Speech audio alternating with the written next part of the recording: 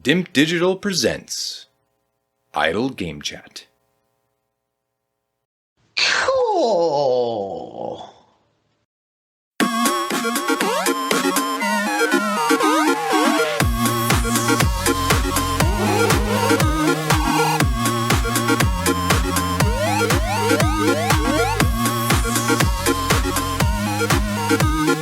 Here we are then, Gaming's Greatest Quiz 2025. We've got 6 competitors for this year's Dimp Digital Quiz. That might be a record. I think we only had 3 last year, so it's really felt like it was dying by the wayside. Adkins is the defending champion. He's actually won the championship 5 times, so he's kept the little original shield as a 5-time winner. Let's start with Adkins. Say hello. How's it going? Hello. Very good. How are you finding this? How are you finding this new format? We've done a little test quiz. We've changed it up a bit. New era. Setting me up apps that fucking asking for subscriptions. Yep. And then you just go on on the browser and away you go. But yeah, struggling now because I ain't got me fucking Google. I can't fuck around there. Could have that shield taken off you any minute now. If you got bottom, then we know what's been happening. Yeah. I've got me bots ready, but I'm just setting them up now. I'm just seeing if Grok can help me out. Well, God, I'll tell you that AI is not that reliable, so I wouldn't rely on it too much. Adcock, next in line on my list here. You're back. Finished 3 of 3 last year, so don't want to be finishing 6 of 6 here, do you? No, it's as a former champion, so good. Let's pull your finger out your arse. Do my best, mate. I played one game this year. You're nice and organised as well, luckily, with no headset or anything, so audio's crystal clear, which is great. Just what we like. Logan, referee turned competitor. Your second. No, did you play last year? Can't remember now. I don't think I did last year. I feel like I've been involved. I might have been still reffing last year. Yeah. But you're here in this new format. You did help in setting this up a little bit, done a few practices. So if the technology does fail, it's on you. Oh, I only did it because I thought I'd get some Brucey bonus points. No. Try and get ahead of the pack here. If anything, it's confused you more, I think. It's sort of poisoned that memory, isn't it, with different questions that it didn't know was coming. So, as we've said already, there's one of those questions that I've genuinely seen 10 times and answered it wrong 10 times. Yeah. I don't know how I've managed it, but shows you what this brain retains. Absolutely. Parker, you're next. Second last year. The format has changed, but how you feeling? Devastated to realise that I was second out of 3, so second's not great. Wow. And then we got some more devastating news about I've never been on the winning side on the FPL, so I was like, oh, great. Like, just keep on shitting on me, it's fine. I wanted to check I had the historical facts checked right. I just couldn't believe you wasn't on a winning side ever. It just seemed bizarre, but you've won it before, so it's not like you've won the FGL, so you haven't got to worry about your credentials. Yeah. But yeah. I look forward to being picked last this year. Okay, well, there we go. We've got that to come with the champions. Going to be another year going to 2026. Paper, the FGL champion, broke the curse, done all that good stuff. How you feeling about getting this and then polishing off the trophy cabinet of every available award? Well, McElroy's done it this year, so why can I not? You know, that's the mentality. You retired from this, so I don't know what are you doing back. There was too many cheats. I've been told that the cheating has been wiped, and that we've got a clean slate. Not that I expect to come in the top 5, so okay. But still. So you don't want to come in the top 5 when there's only 6 people. So yeah, set your expectations low, then it's only upwards from there. That's fair enough. And then Mr. Salmon, under the guise of Finchy here, making your debut. You wasn't even really planned in to do this. Said you was going to be out doing real life stuff, and then you've turned up and binned off WoW Classic for it. So you must be motivated. Well, unless all of the questions are on WoW Classic, I'm pretty sure I'm going to come last. Okay. But you never know. Okay. We'll see. It's now multiple choice, so it's changed a little bit. There'll be 4 options for each of the guys to answer. At least one of them will be the right answer, and you only have to give one answer. So, you know, you can go with your gut. Hopefully there's a bit of a few guesses that get people some lucky points. And the faster you answer, the more points you'll accumulate. Now, obviously, if you answer it wrong, you'll get 0. So that it's accuracy first, but a bit of speed will separate who ultimately comes out on top, potentially. But let's not stand on ceremony. Let's get into the 2025 quiz. Not sponsored by Kahoot. Got the free version of this. So does come with restrictions, which isn't ideal. Okay, which PlayStation published title was added to the PlayStation Plus games catalogue in January 2025? Was it Returnal, Days Gone, God of War Ragnarok, or The Last of Us Part 2? Got a baked-in timer now to keep people honest as well. 15 seconds a question, which sounds a lot, but the answers are in. God of War Ragnarok. Only one person getting that correct, so I'm interested to see who that was. Hello. Paper steaming out into the lead. I assume that was a guess. No, AI. No, it is a guess. Yeah, that's always a bit of a jarring one. Adkins, what do you go for? I was expecting obvious. Well, yeah, I thought it'd be too new. I went for Days Gone, but Yeah, same. I binned all subscriptions, so that's cost me. Well, Salmon, what did you go for? Days Gone. Yeah, Parky. Last of Us Part 2, I had no idea. I think that might even be on there now, so it's not a million miles away.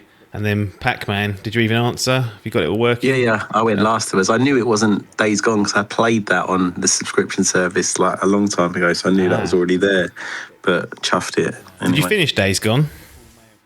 No, I didn't get off the first couple of hours. Good gaming. Next question. Which franchises received Amiibo functionality adding themed villages to Animal Crossing New Horizons? Splatoon, Metroid, The Legend of Zelda, or Super Mario? So we're getting our Nintendo questions in here as well. Oh, we're in. Sake. Correct answer, there's 2 on this one. It's Splatoon and The Legend of Zelda. So you could have gone for either of those and got the points. Got 4 correct answers there. Let's see how the scoreboard's shaken up. Paper extends his lead. 2 out of 2, Paper. Yeah, that Zelda. It's always Zelda with Nintendo. Always those Zelda amiibos in every bloody game. Yep. Salmon, you're off the mark, nice and speedy. Was that a guess, or did you remember those amiibo arriving? Because you do like the amiibo. Yeah, well, I've got about 1,000 of them, but I'll be honest, it was a bit of a guess, but I was pretty sure it wasn't the other 2. So fair enough. Logan, off the mark, pleased. I don't know, do I? Yeah. Parky, Guess. any clue for you, Parky, or another guess? Absolute guess, mate. Pac-Man. Yes, but I just thought we can't have Animal Crossing in Metroid, so that was out. And then sort of 1 in 3. And Adkins, did you even get it right? I can't see, you're not on my sheet. No, I got it wrong. I'm bottom of the barrel. Cool, that's a 50% of that was. I'm struggling here. Grok isn't producing the goods. Try Gemini. Gemini next. Next question coming up. The Nintendo Switch 2 was finally revealed in January 2025. When was the original Switch officially revealed? 2016 of October, 2016 of November, 2017 of March, or 2017 of January? You're having a fucking laugh, yeah? What a sick joke is this? yeah, done me as well, that is. October 2016 was when we got to see the Switch officially for the first time. Paper is on an answer streak of 3, so he's got 3 out of 3 in January, which... I don't know how this is happening. I feel like it's luck. Luck is kicking in. Absolutely unbelievable. Pac-Man secured yourself a few points there. You might as well have asked when the bloody SNES was released. Well, 1992. Next. Don't know if it was 92. I don't know. But you did cut over poor Pac-Man then. We'll skip over him just for the comedy value. Salmon, any luck there? Nope. Did you get the right year? I didn't know. I thought I was sure it was 2017 the Switch come out. Yeah, it which was. I thought was the question, and it wasn't. So that's what you get for not listening to the question. Fair enough. Kid's birthday as well. Unbelievable. Yeah, exactly. Adkins, Grox seems to have woken up there. Grox finally kicked in. So it says answer streak 1. So that means I was quickest to answer that question. I think it just means you've got one correct answer. I think that's all that means. Really what a streak means, doesn't it? I mean, it's in a row. Parker, you slipped off the leaderboard here. I assume you had a howler there. Yeah. I mean, 3 out of 3. I've no idea what I'm picking there, so it's going well. We'll see. We're gonna move on to February and see how you boys get on. Question 4. Football Manager 25 was cancelled for the first time. What year was Football Manager's first release? Oh, Loading's going to win. 2007, 2004, 2005, or 2003? Yes. It was 2004 for Football Manager 2005. Half a split there, 3 out of 3. Oh, Paper, it looks like you suffered there. Yeah, I went 2005. Bloody hell. Pac-Man 3 in a row, it says here. Yep. Bloody hell, hands-free, working a charm. Adkins back onto the main board here, loving life. Yeah, got a guess there. Guessed it. When was it? What was the game before it? Champ Manager. Championship. Is that when it changed? So it changed in 2004. Well, that's when the guys that were making Champ Manager did. Championship Manager carried on for a few years, but was pretty poor. So it was kind of one of Miles those. Jacobson, he split off and created Sports Interactive. There we go. However, I have lucked out with this because I actually thought the first one was Football Manager 2004. Oh, right. Yes. Which I'm pretty sure it did exist. But... I was trying to trap you with that by having that, because I knew it came out the year before the name of it, but didn't quite work. Salmon, unfortunate there. Not really your bag, is it, Footy Manager? Nah, it was a guess. Complete guess, mate. Close. Parky, I know you're more of a FIFA and EA football club man, but no Football Manager knowledge here. Gone to bed. We'll move on. Yeah, blown it. Which character replaced Ape Escape in the Xbox release of Metal Gear Solid Delta Snake Eater for one of its modes? Was it Simon Belmont? Was it Bomberman? Was it Raiden? Or was it Pyramid Head? So Ape Escape, a PlayStation franchise, so they had to come up with a new character instead of the monkeys. It was Bomberman. Half of you got that correct. One person going for Raiden, which was the trick I wanted to get Never going to be Pyramid Head, was it? In a million years. Why did I put that? Well, Konami, crossover. Let's see how that shakes out. Paper, looks like you got another one right. The Bomberman was the only one I recognised. Hold on, you didn't... Oh, fair enough. They're not franchised, I guess. I'll let you off on that one. Adkins, 3 in a row here. Yeah, that was a guess, to be honest, because I didn't know that answer. I've not played the game yet. Fair enough. Pac-Man, looks like you've come to a halt there. Yeah, I went Pyramid Head. I just thought it was the Silent Hill last year, so I thought maybe it was that. Absolutely. Logan, that was going to be a guess for you, but not the right one. No. Yeah. Barky, I'm not going to assume it was a guess, but I will say it out loud. Was that a guess? It was a guess, but I figured the Bomberman looks a little bit like the monkeys, so I just went with that. If you're looking for scale, he's probably the guy to choose, isn't he? Yeah. And Salmon, you'd already exposed yourself with being the other Pyramid Head answer, but there was a Konami crossover potential there, so not the end of the world. We'll move on to the next question. Which game won the coveted Game of the Year prize at the 2025 DICE Awards? Metaphor ReFantasio, Astrobot, Black Myth Wukong, or Bellatro? So this would have been for games coming out in 2024. Sensibly, DICE do it in 2025, giving everyone a chance to play all the games. Oh, time's up. I didn't even know. Oh, no. That will happen. Work right, that. Well, there's a lot of controversy going on. We'll worked see fine for me. Worked fine for me. Worked fine for 3 others. Let's see how that played out. Adkins and Paper leading at the top. So, did you know that, Paper, or was it a guess that knowing that Astrobot did well in awards?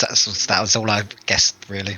But same for you, Adkins? Yeah, it was. Yeah, because it won Game of the Year last year. I thought, must have done. Must have done. Pac-Man. Yeah, similar thinking. Okay. Logan, what are you talking about? This tech issue now? We're getting deep into it. Maybe I've lapsed, but don't leave it to the last like second, is my advice. No, so I was looking at it, and that ain't going to answer the other questions, I feel like it was counting down. For some reason, when I looked at that, I thought it said 10. I don't know. I don't know what's happened there. But I was going to get it wrong anyway, because I was going to go Astrobot, but then Balatro threw me, because I remember that getting something. I assumed that was the trick that you were playing with that. So I was going to play tricks. It's all a trick. You're trying to ask me to remember something earlier from 2016, 2 dates in 2016 or 2 dates in 2017. It's all a trick. It's all burnt into people's brains if they're paying attention. Parky, what did you go for? Or did you time out? Refantasio. So I thought Astrobot was the year before, but like the Football Manager one, you're looking at the year previous. So I'm blowing it again. Unfortunate. And Salmon, you timed out, so nothing to say there. Just an unfortunate error. Question 7. We're into March. Which game received the greatest number of nominations at the 2025 BAFTA Game Awards? Was it Balatro, Helldivers 2, Astrobot, or Senua's Saga Hellblade 2? 4 options. 4 pretty good games. I haven't played Balatro myself. Want to get to it. It was the ultimate trick question catches everyone out. That's exactly what I like to see. It was unbelievably Senua's Saga Hellblade 2. It got a lot of graphical sound, and the voice acting got a shitload of nominations. Didn't pick up many of them. And obviously, Balatro, Helldivers and Astrobot, which you've all across the board gone for answers with, were higher up in a Game of the Year type of conversation, but brings a close to everyone's streak, which is exactly what I like to see. And you won't even get a retalk, because we're on to the next question. Fatal Fury City of the Wolves included which football player as a playable fighter? Harry Kane, Cristiano Ronaldo, Rashford, or Messi? I was going to put Nunez on there, but it's been so obvious that it's not him. Ronnie beats out Messi again, this time getting his little face in Fatal Fury. Be interested who got that one. Adkins goes up the grid. Guess or no? No, I knew that one. Okay. It was fucking weird seeing him in a fighting game. Yes, I agree. Paper. Saudi, isn't it? You ceded the lead. Oh, bloody Messi. Always costing. Yeah, not to be trusted. Pac-Man, who'd you go for? Yeah, Ronnie. Logan? Yeah, Ronnie. Parky? Messi? I went Messi, yeah. Salmon, did you answer? Yeah, I guessed Messi, of course. Yeah. No one went for Harry Kane. I wonder why. Reportedly, Tony Hawk intervened to include which skater or character into Tony Hawk's Pro Skater 3+4? Was it Steve-O? But fuck me. I love these answers when you know exactly what's coming. I didn't even get to finish the answers. I mean, if you want to play along at home, Steve-O, Bam Margera, Johnny Knoxville, or Doomslayer. And the correct answer is Bam Margera. That went to the group, wasn't it? That was a bit of traffic in there. Yeah. That's a nice, easy one. We'll move on to the next question. A Minecraft movie had the highest opening weekend of any video game adaptation. Who previously held the record? So we're talking about grossing dollars here. We've got Super Mario Brothers movie, Warcraft, Pokemon Detective Pikachu, or Five Nights at Freddy. Everyone guesses the Super Mario Brothers movie correct. Well done. I thought it might have been Pikachu. That did earn a shitload as well in its opening weekend. To Super Mario. Yeah. I think Mario's still got the overall record. But opening weekend, Minecraft came out and crapped over everyone. Which game won Best British Game at the 2025 BAFTA Game Awards? Senua's Saga Hellblade 2, Lego Horizon Adventures, Still Wakes the Deep, or Thank Goodness You're Here. We're into April now. Second quarter. Thank Goodness You're Here took the title. The earlier bait of Senua's Saga Hellblade 2 catching enough people out for me to be happy, so good to see that happening. Pac-Man moves up the rankings. Adkins, what'd you go for? I went for Hellblade just because you said it had picked up a lot of awards. Was nominated. But yeah, I did. It was going to be out of them two. Okay, narrowed it down and got it wrong. Pac-Man, I assume it's because you played Thank Goodness You're Here and just went, well, I'll give that a gamble. Well, yeah, and I knew for sure it was. For some reason, I thought Hellblade was like Scandinavian. I guess it's just a setting. So I just thought maybe you're tricking us even who's made these. I knew, thank goodness, was definitely British. Yeah, they were fucking about in Iceland for about 5 years when they were making that game, so you'd be forgiven for saying that. Paper, what did you go for? The first option, I can't remember what it was though. I just clicked. I didn't know. Good input. Logan? I don't know, do I? Salmon, on to the top 5 here, so got a few questions in a row. Yeah, I've never heard of Thank Goodness You're Here, but I didn't think the others sounded It's in the Steam library, mate. Is it? Is it? There you go. I don't know who's bought it, not me. I do want to play it though. I need to get in on this Steam library and not play anything. Parky, I mean, I know you didn't get it correct. Did you get it correct? Guess. Pure guess? No. No, wow. Yeah. Can't be helped. Let's move on. April. Which actor originally appeared in the 1991 SNES advert, appeared also in the Switch 2 advert? Paul Rudd, Eddie Murphy, Seth Rogen or Johnny Depp? It was Paul Rudd. Correct, everyone. Yeah. So well done there. It's getting close to the top and we'll crack on to the next question. The FTC dropped its fight against Microsoft's ABK deal. What year did Microsoft announce its intent to buy ABK? So when did this saga start? 2023, 2020, 2022 or 2021? It was 2022. Only one human managing to get that one correct. And it was Paper who returns to the top of the leaderboard. It was a pure guess. Like, I just thought it's 2025. This is a couple of years ago, probably maximum. So there you go. I won't even run the humiliation for the rest because that was a tricky one. And Paper was the only one to get it correct. PlayStation revealed the top downloaded PS5 games for April 2025. Which game topped the charts in the EU? Was it Forza Horizon 5, Grounded, Indiana Jones and the Great Circle, or Sea of Thieves? Notice that they're all Microsoft or Xbox games. It was Forza Horizon 5, so no one went for Grounded, which is unfortunate. And we'll see how that's shaken out on the leaderboards here. Paper, another one. Yeah, guess. Was one of the new releases onto PS5. Yeah, it's the only one. It's the big title name there, so I just thought go for it. Adkins, what did you go for? Indiana Jones, and again it was out of the two. Went for the wrong one again. Unfortunate. Pac-Man, what did you go for? Can't even remember. Not the winning one. Good lad. Salmon, got it right. Guess or some sort of knowledge? Yeah, some sort of knowledge. I might have read it a while ago. Yeah, but slight guess maybe. Did you play that one? Or have you given up on that? Because I know you liked the... was it 3 that you really liked? What, Horizon? Yeah. All of them. 3, 4 and 5. Oh, there you go. Yeah, I like them all, yeah. Japan next, so that'll be good for 6. Logan, guesswork again, but not the correct one. Yeah. And Parker, the same for you. Absolutely, yeah. PlayStation ended its loyalty program, which launched in 2022. What was this loyalty program called?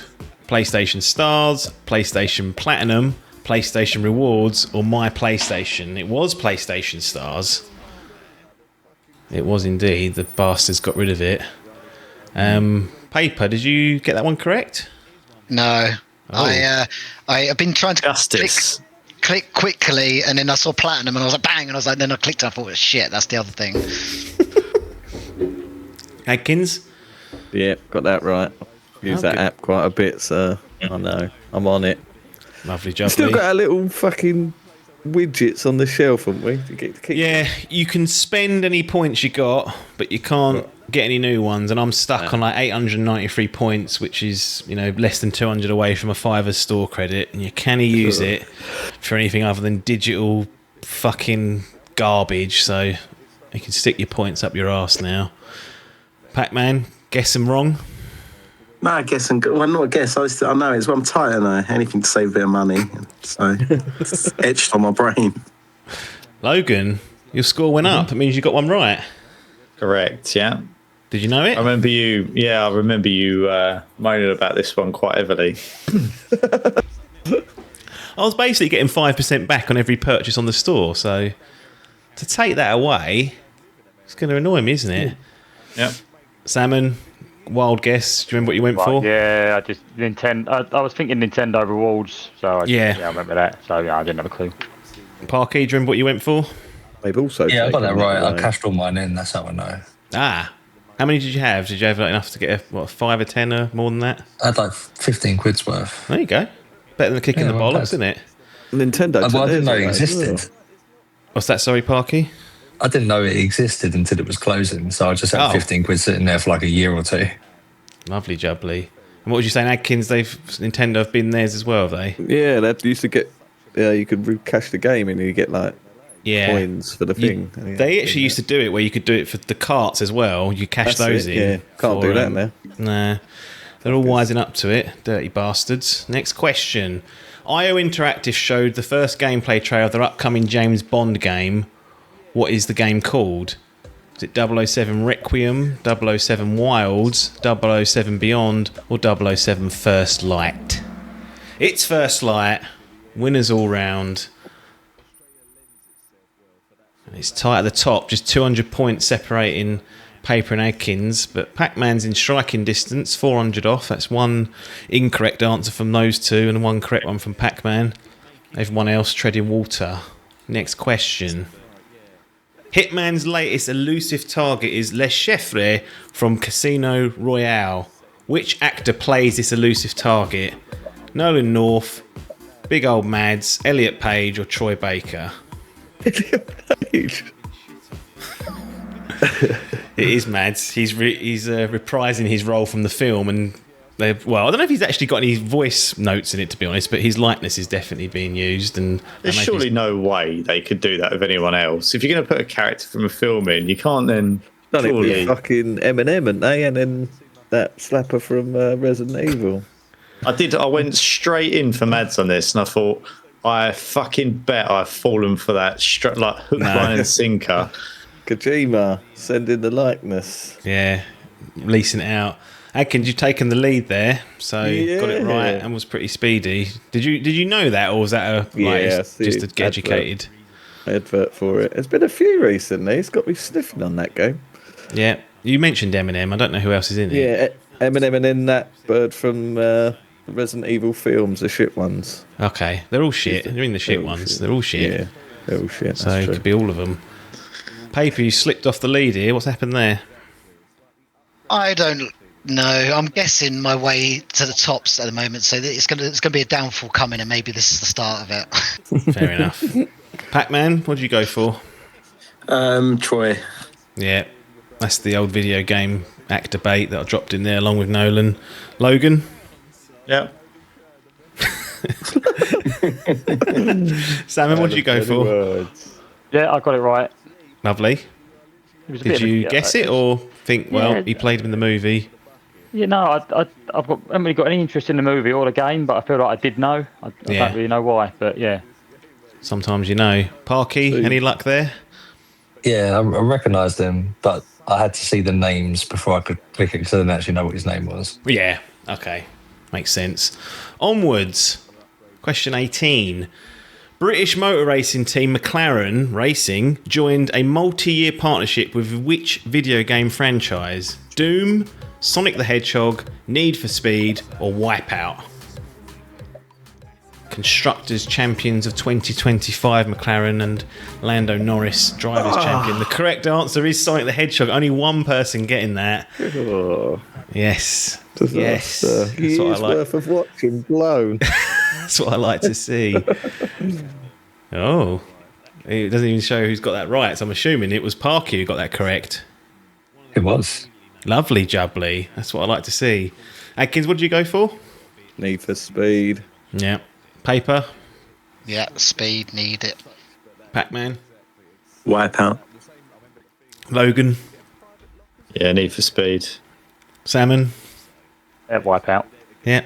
I knew if I put a couple of car ones in there, people would just go straight for that. Mm-hmm. But the Blue Blur, he's the fastest video game character in history. Why is he not in their livery? Don't know. Deal. More of a Williams livery man, isn't he? So, true. It says here, Parky, you got a highest answer streak of 4. I know. I don't know what's happening. Bloody hell. See if we can make a comeback here. We're not even halfway. Next one, July. Which game added a new chronological mode that allowed players to play through the story in chronological order? The Last of Us Part 2, Dying Light 2, The Legend of Zelda Tears of the Kingdom, or Days Gone? What the fuck is this? I don't make the news. Fuck's sake. Who's done this? That is unbelievable. The correct answer is The Last of Us Part 2. 4 people going for Dying Light and 2 going for Days Gone. I just love to see things like that. Adkins, what did you go for? I went for Days Gone. I couldn't think of her. Is that in the PS5 version of Last of Us? Yeah. What? Is that game not in chronological I was going to say, order then? No, not at all. Not at all. Come on, boys. Paper, what did you go for? I can't remember. Pac-Man. Just guessing. I went for Days Gone, Dying Light, because I knew the least about it and thought it must be the one that's like all over the shop. A little trick question. Logan, you've watched the TV show, but evidently not picked up on the chronology of the game. I don't know if the two are the same. Well, if that makes sense. So I get the point, but yeah, I assumed that. Why would the two sections are being played at the same time, aren't they? You're not thinking about it properly. I'm not going to say why, but you're not thinking about flashbacks and all sorts. Right. Okay. So I didn't make the mode either. Just to be clear, it's not a flashback then, is it? If you're playing it at the start of the fucking game. Narrative masterpiece. Salmon, what did you go for? I went Days Gone. I knew it wasn't Zelda. I haven't played any of the others, so it was just a guess out of 3. Parky? Yeah, I went Dying Light. I thought there would have been more of like a hoo-ha if it was Last of Us, but it was Last of Us. Well, there was a hoo-ha because people moaned about it and they got this new mode, and then evidently Adkins is trying to write it out of existence. Next question. Which game was finally cleared to release in Saudi Arabia 12 years after its original release? This happened in July. GTA 5, Metal Gear Rising, Revengeance, The Last of Us, or Bioshock Infinite? Oh, for fuck's sake. GTA 5, yes. Correct. Why's that getting blocked? I don't know. To be honest, Adkins, I thought you was going to go for Metal Gear Rising because of the dismemberment. Normally, that sort of stuff can... No, Saudi, wasn't it? I went for Last of Us because it's got a gay character in it. Yeah. Maybe. Pretty sure GTA has as well. Paper. All the stuff that's happening in GTA 5. It's got a gay character in it. Yeah. That's the sort of thing they'd ban, though. Yeah, well, they're running EA soon, so we'll see about that. Paper, you got it correct, Paper, so guess or just thought the juggernaut that's GTA is always a good answer to go for? Well, as a guess, but it felt like if there was any of the games there that was going to be banned, it was going to be GTA, but then that felt too obvious and it felt like a trick question, but I thought, fuck it, he's tried to trick us a few times, so I went for it. Right. Adkins, I've had your explanation. Logan, what do you go for? Yeah, GTA. Yeah. Pac-Man? I had the opposite thinking. I thought GTA was the obvious one, so I went for the least obvious. I went for Bioshock and chuffed it. Yep. Salmon? Yeah, pretty much exactly the same as what Paper said. And Parky? I figured it's the only game that anyone would care about after 12 years. That's true. Why would the others make the news? With the quiz, everyone that's listening at home, all 5 of them, like, you've got to remember that you're playing 2 games here. You're playing the quiz game, which is trying to find the right answer, and you're trying to play the apps game. It ain't a game. The news is the news, mate. Trying not to get tricked by him. They're the 2 things that are going on. So you're the obvious answer, like if it was Who Wants to Be a Millionaire, you would go, well, that's the obvious answer. But you're playing the next game here, which is, if it's too obvious, you think, he's put that in there deliberately. So you're playing the mind game and the real game. I've dropped loads of obvious ones, and there's been loads of 6 correct answers coming in 3 seconds. You just got to focus and read the questions, lads. Here It we lulls go. you into a false sense of security. Microsoft announced they would reverse plans to charge $80 for which game? Any of them. Ninja Gaiden 4, Keepers, Fable, or The Outer Worlds 2. So they're going to charge $80 for one of these games. It was The Outer Worlds 2. 5 got it correct and 1 didn't. I'll be interested to find that part in. I'm sure we will. Paper, good guess then. Very good guess. Adkins. Finally, it worked. Got it down to 2. It's between this and Ninja Gaiden. Went for this. Lovely jubbly. Logan, moving up the ranks. Same as Adkins. It was between those two for me, and 50-50'd it. Parky, on to the top 5 leaderboard on my screen. So you've dug your way out of whatever hole you got yourself in early doors. We won't last. But No? I remember seeing a TikTok about that. That's the reason I knew the answer to that. It's a TikTok. Salmon, guess or knowledge? Yeah, another one where, something like that. I just had a rough idea it was that. Yep. Pac-Man, you're off the top 5, so you're in the. But in the you bin. fucking cursed me by saying I was 200 points behind 10 questions ago. Oh, got to keep it up. Told you, you're playing the mind games as well. It'll get in there. It's a marathon, It's like a not a fucking sprint. worm. Also, you've got to remember that the news could be wrong, and also I might have keyed in the answer wrong on this. There's every chance that some of this is all wrong, but the answers are in the database now. Former Diablo boss Rod Ferguson reportedly left Blizzard to join on which unreleased game? Wolverine, Bioshock 4, GTA 6, or Crimson Desert? So none of these games are out yet. Rod Ferguson, big name. The Finisher, some people call him. The correct answer is Bioshock 4. Only one person getting that correct. Let's find out who that was. Oh, Logan. Paper, what happened there? I just wanted it to be Crimson Desert, so I clicked Crimson Desert. The reason I put that in there is I knew you would go for that one. That MMO was like, Yeah. Black Desert Online. Yeah. Adkins, chucked it. Yeah, I went with Crimson as well. So this is nothing to do with Ken Levine, is it? This is No. He's gone to do that, has he? Ken's Sort of doing Judas, left isn't he? turn. And he said, if you bring Rod round here trying to finish my game, I'll cut his throat. So So he's gone from fucking he didn't say Gears that. of War to Diablo and now to Bioshock. Yeah. Right. Yeah, the finisher. Let's see if he can get Bioshock 4 done. Logan, the one man who Yeah. got it right. What's going on Yeah. here? Well, he previously did Gears of War, so seems obvious, really. What's obvious about it being Bioshock? It's a first-person shooter.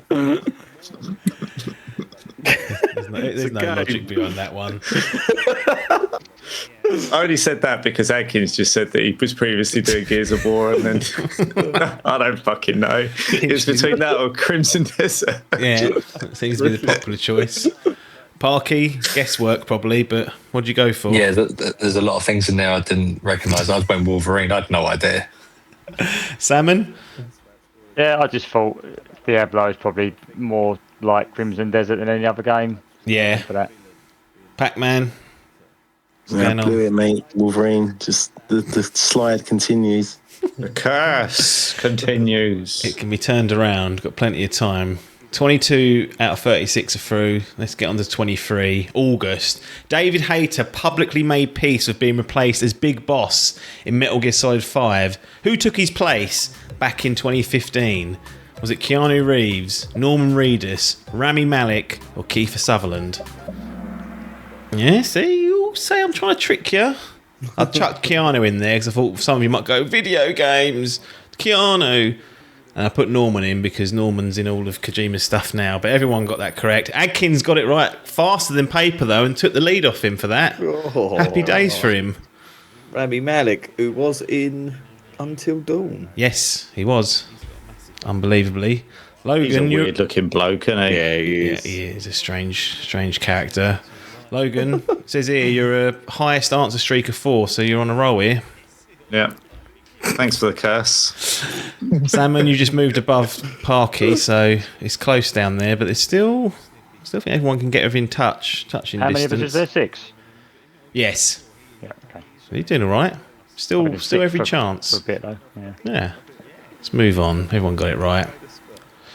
It was announced that Ghost of Yotei would receive a multiplayer mode in 2026. What is this mode called?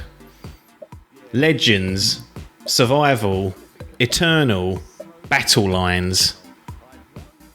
So Ghost of Yotei. Yes, Legends is the correct answer. Only one got it correct. 5 others getting it wrong. Let's see how that's panned out. Oh, Adkins extends his lead. How have you pulled that one out? I know that one off the top of my head. Grok working, paying dividends here. Yeah, they didn't even bother to change the name because Ghost of Tsushima had the same mode named Legends also. So that's that. Is it out now? Have they not released it yet? Not yet. 2026. It said that on the question, mate. Yeah, of course it did. Paper. What'd you go for? Eternal just seemed like a nice Japanesey word. Okay, Logan. Don't think that's offensive, but Logan. Well, it's annoyed me, this one, because we would have spoken about this when we did the review. You sat down with an hour with me and I talked to you about Ghost of Tsushima Legends. I knew I was going to get this one wrong. I fucking knew it. Salmon, guesswork here, another Sony game, so... Yeah, I did. Funny enough, I thought it was exactly the same again as Paper. A little bit Japanesey. Little bit Japanese. Two of them at it. Eternal. Parky, what did you go for? Battle Lines. I had no idea. I liked Battle Lines. I completely made that up myself. I was well proud of that one. And then Adcock. I went Eternal. Similar thinking. I wanted to be fast to try and get some extra points. Yeah, well, you've got to get it right first, otherwise you won't get anything. Here we go. Question 25, closing in. September. A Switch mod chip seller who was sued by Nintendo last year has settled and agreed to pay how much? $2 million, $1 million, $4 million, or $3 million? I mean, this is guesswork of the highest order here. I can't even remember what the answer was. Oh, 4 of you getting that right. Deary me. Disgusting. Well, I would query how a mod chip seller has got this money at all. yeah, how do you agree to pay that and go, yeah, I'll pay that? Like, he must be being put under duress for the rest of his life to pay that off. Yeah. I'm not even going to come to anyone for that because that was guesswork for everyone, those sort of questions. Question 26 coming up. Netflix released the Season 1 trailer for its upcoming animated series based on which video game franchise? Death Stranding, Yakuza, Devil May Cry, or Splinter Cell? Netflix love an animated series based on video games, but which one was it in September of 2025? Oh, fuck. It was Splinter Cell. Yes, Devil May Cry trapping people and Death Stranding. Just what I want to see. So that's panned out. Oh, Paper. Now, you know we know you guess a lot of stuff, but was this one that actually you've seen on the Netflix blurbs and thought, well, here comes Splinter Cell? Just guessing. I've guessed everything so far. I don't know how This this is is happening. fucking unbelievable that justice hasn't been served yet. It will come. The downfall will come, but it's not happened yet. So Said that after about 8 questions, and here we are on 26, still lucking out. Adkins, what did you go for? I went for Death Stranding because I remember they released. Oh, you fell for that one. Well, I was going to put Mosquitoes. Tomb Raider because there's a Tomb Raider series on there, but there's been so many recently, and Devil May Cry. Dime a dozen, haven't they? Sticker. Logan, what did you go for? Yeah, I wanted Devil May Cry. I think that's because I watched Blade the other day and I was in the mood for it. So it is out. There is a series. There is a Devil May Cry series out, but it's season 2's. Yeah, season 2's coming out next year. I thought that was an obvious one to make a series out of. Yeah, Netflix. Oh, nice. Salmon, got it correct? Guess or good knowledge? Yeah, again, another one where I sort of thought I might have read it somewhere, maybe. Yeah, I did think it was that. Giving himself a lot of pats on the back, isn't he? He got to. Claiming it subconsciously. Well, I forgot many right. Parky? Oh, pure guess. I went Devil May Cry. Yeah. Pac-Man, can't even see your score. Don't know how far you're off the pace here. Yeah, Devil May Cry. I just thought I didn't know any of them were in the works, and it just seemed like the most plausible. Yeah.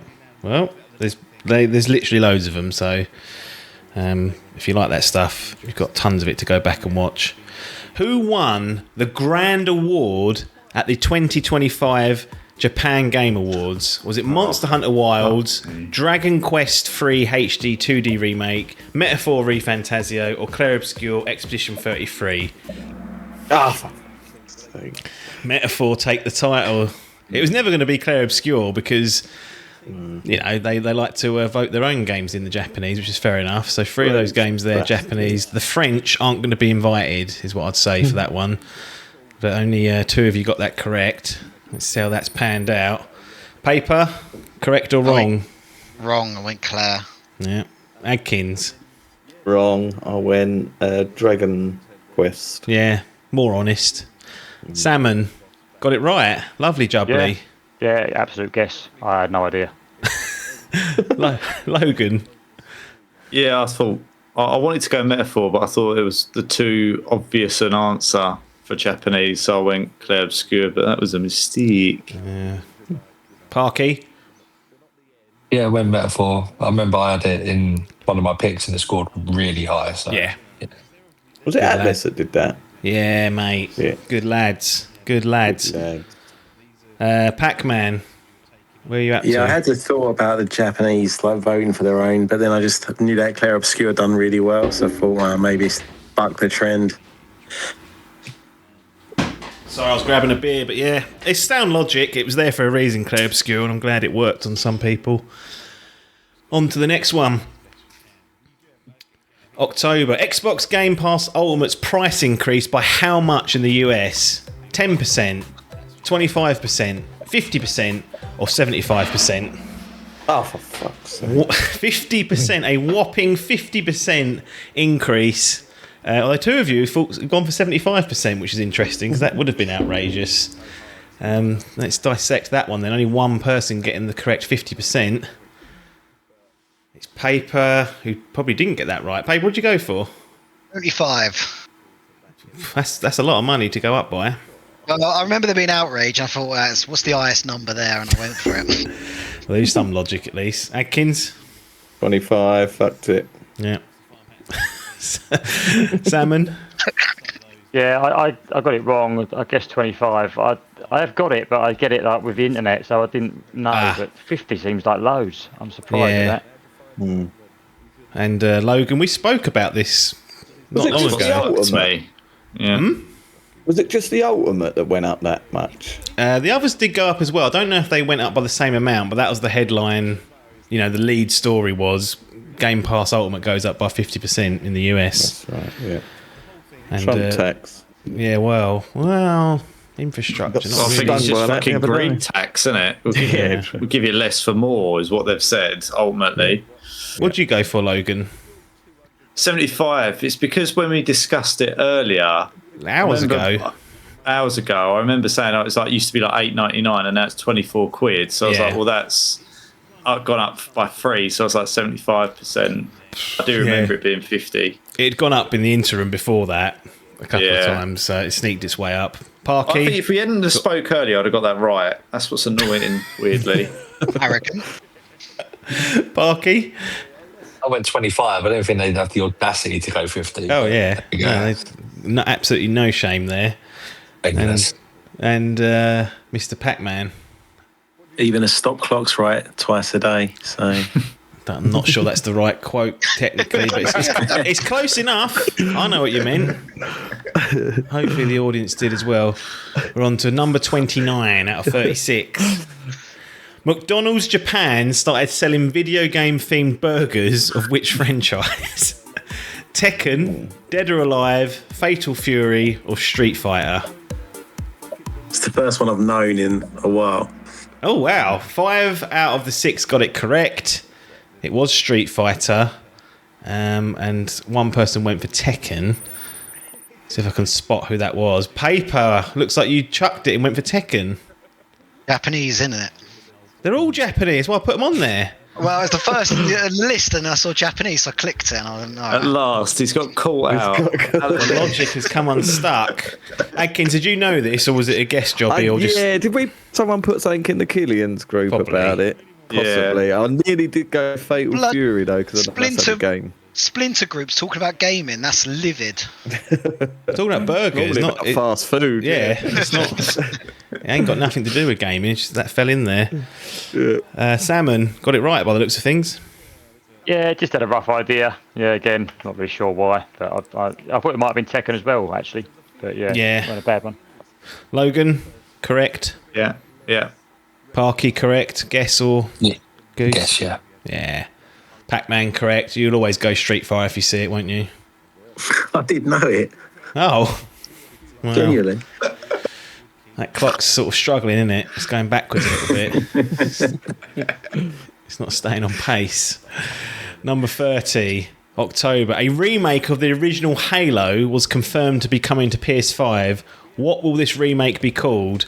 Halo Combat Elevated, The Halo, Halo Campaign Evolved, or Halo Combat Evolved? The Halo. I fucked it. It's Campaign Evolved.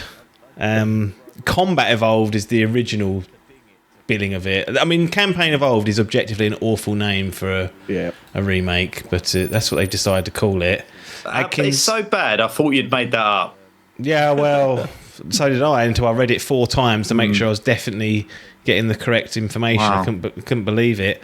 Adkins, correctamundo there. That's one that you probably knew. But those eyes sometimes will click Combat Evolved on other days by accident. They will. I was looking for it. It's one of those ones I knew before the answers appeared. I was looking for it, and Lovely jubbly. Dreadful. Salmon up to second with that. Yeah, I think that's the first question 100% I knew the answer to.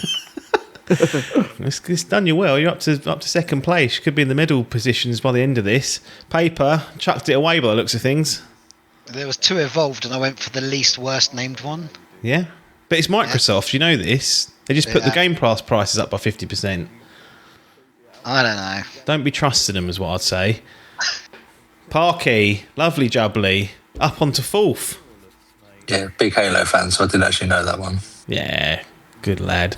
Will you be getting that on PS5 when it comes out? Yep. Good. That's what I like to hear. Logan, what's happened there? Yeah, I got snarled up, didn't I? There was some real shit there. Like, none of them. There wasn't one there. I was like, that's a slam dunk. And I Evolved. I think we spoke about it again earlier. So Evolved was there, and I thought he's got to have made up campaign because there must be multiplayer in it as well. No, it's not. So is there not? I don't think so. I think it's just a campaign. What? No, that is pure. I don't know actually. I could be wrong. No, I think it is just definitely a campaign. that's why it's called Campaign Evolved. Yeah. No multiplayer. I think it is going to be. Is it 4-player co-op though? Yes. The thing. Yeah. I think it is co-op. They're adding Sprint as well, which will annoy people. Absolutely diabolical. Pac-Man. I don't know if you got it right or wrong. Lost track. No, mate, I was the one who shouted out. I realised my mistake as soon as I pressed it. I went for Combat Evolved, the standard name.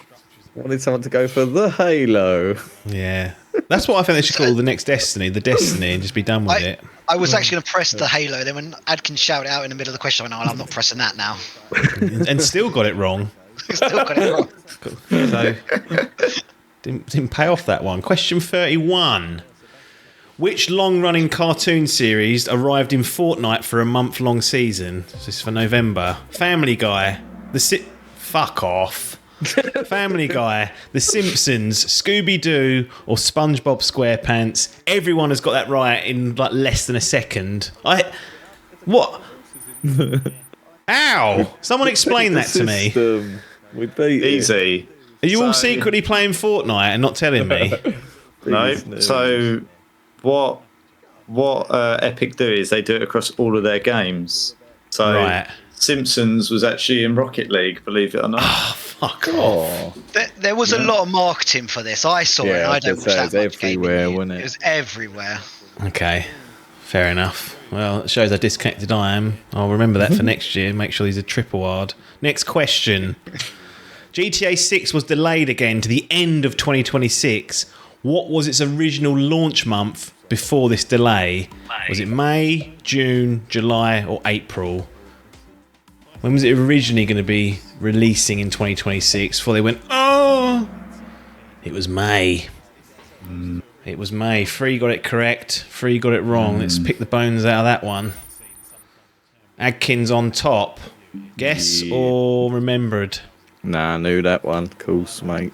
Because they actually gave a date, didn't they? It was like May the 23rd or something. It's very specific. 26th. 26th. Was it your birthday? Fucking lurking. Birthday ruined now. What's it now? November? Or September? I don't know. Paper, has it got even a month now? Is it just late November. 2026? It is November. Oh, it is okay. November. There you go. So both got that right. Salmon, did you get that right or wrong? I got it wrong. I'm not. I don't really follow GTA. I think I'm the only person in the whole world. So yeah, it was a guess. To be fair, we've been talking about it for like 10 years, so to not follow it's probably saved a lot of time and energy not having to worry about that. Parky, what did you go for? I went July. I mean, the release dates are all just a blur at this point. Yeah, I agree. Even in 2028. Logan? Yeah, I was staring between May and June. I knew it was that around that time, and I just the last second sort of flicked over to June just out of instincts, and it was wrong. So if anyone says listen to your gut, ignore them because they are not right. Listen to the brain, not the gut. Pac-Man? Yeah, I got it right. Fuck me. Yeah, like I knew it was early in the year, but earlier in the year, it was a bit of a guess from there, though. Okay, fair enough. Question 33 is next. November still. Death Stranding Isolations, an animated series, was announced it was coming to which streaming platform? Peacock, Netflix, Amazon Prime, Disney Plus. Are there traps lurking in here? It seems to have caught many people out, which I'm pleased to see. It was Disney Plus being the correct answer. Disappointing more people didn't go for Netflix because I'd sort of been laying that seed earlier on in the quiz. But maybe it's too obvious, but ultimately I've got what I wanted, which is most people not getting it right. Let's see how that's panned out. Oh, Adkins extends his lead. Yeah. The Kojima fanboy, it's paying off here. Did you know that? No, I did know that, yeah. Because they released, there is a Netflix one coming, and there's Mosquitoes. Mm-hmm. And then this one, which was quietly announced. Yeah, there's a film, I think, and a TV series. Oh, was it a film, The Mosquitoes? I don't know what way around they're doing it, but yeah, he's cashing in. Everyone else got it wrong, and I assume it was all guesswork, so I won't run you through the humiliation of explaining yourselves on that one. And we'll move on to question 34. December. Rocket League dropped a trailer for its latest season. What season number was this? 31, 21, 26, 16. Huge pressure on Logan. Yeah. Huge. To get this wrong could be the end of him in his Dimp career. Oh, I lucked out. 3 people have got it correct, which is more than we'd expect for that, because that is guesswork. And then was it Logan? It was. So, Logan, talk me through that one. Did you definitely 100% know it? Yeah, immediately, yeah. If I'd put 22 in there, or 23, would that have... I didn't even look for the other options. Wow. I literally just went 21 and I knew it, yeah.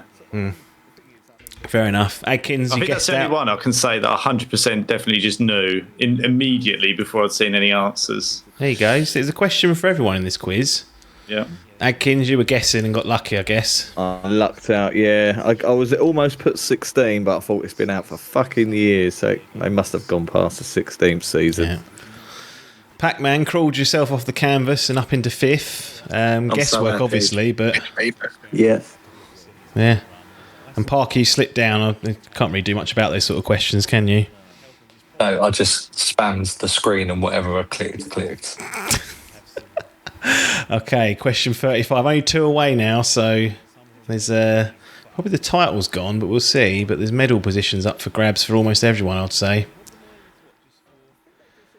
December. Rockstar Games announced $60 candles that smell like San Fierro, Los Santos, Liberty City, or Vice City. So which of your cities are you going for?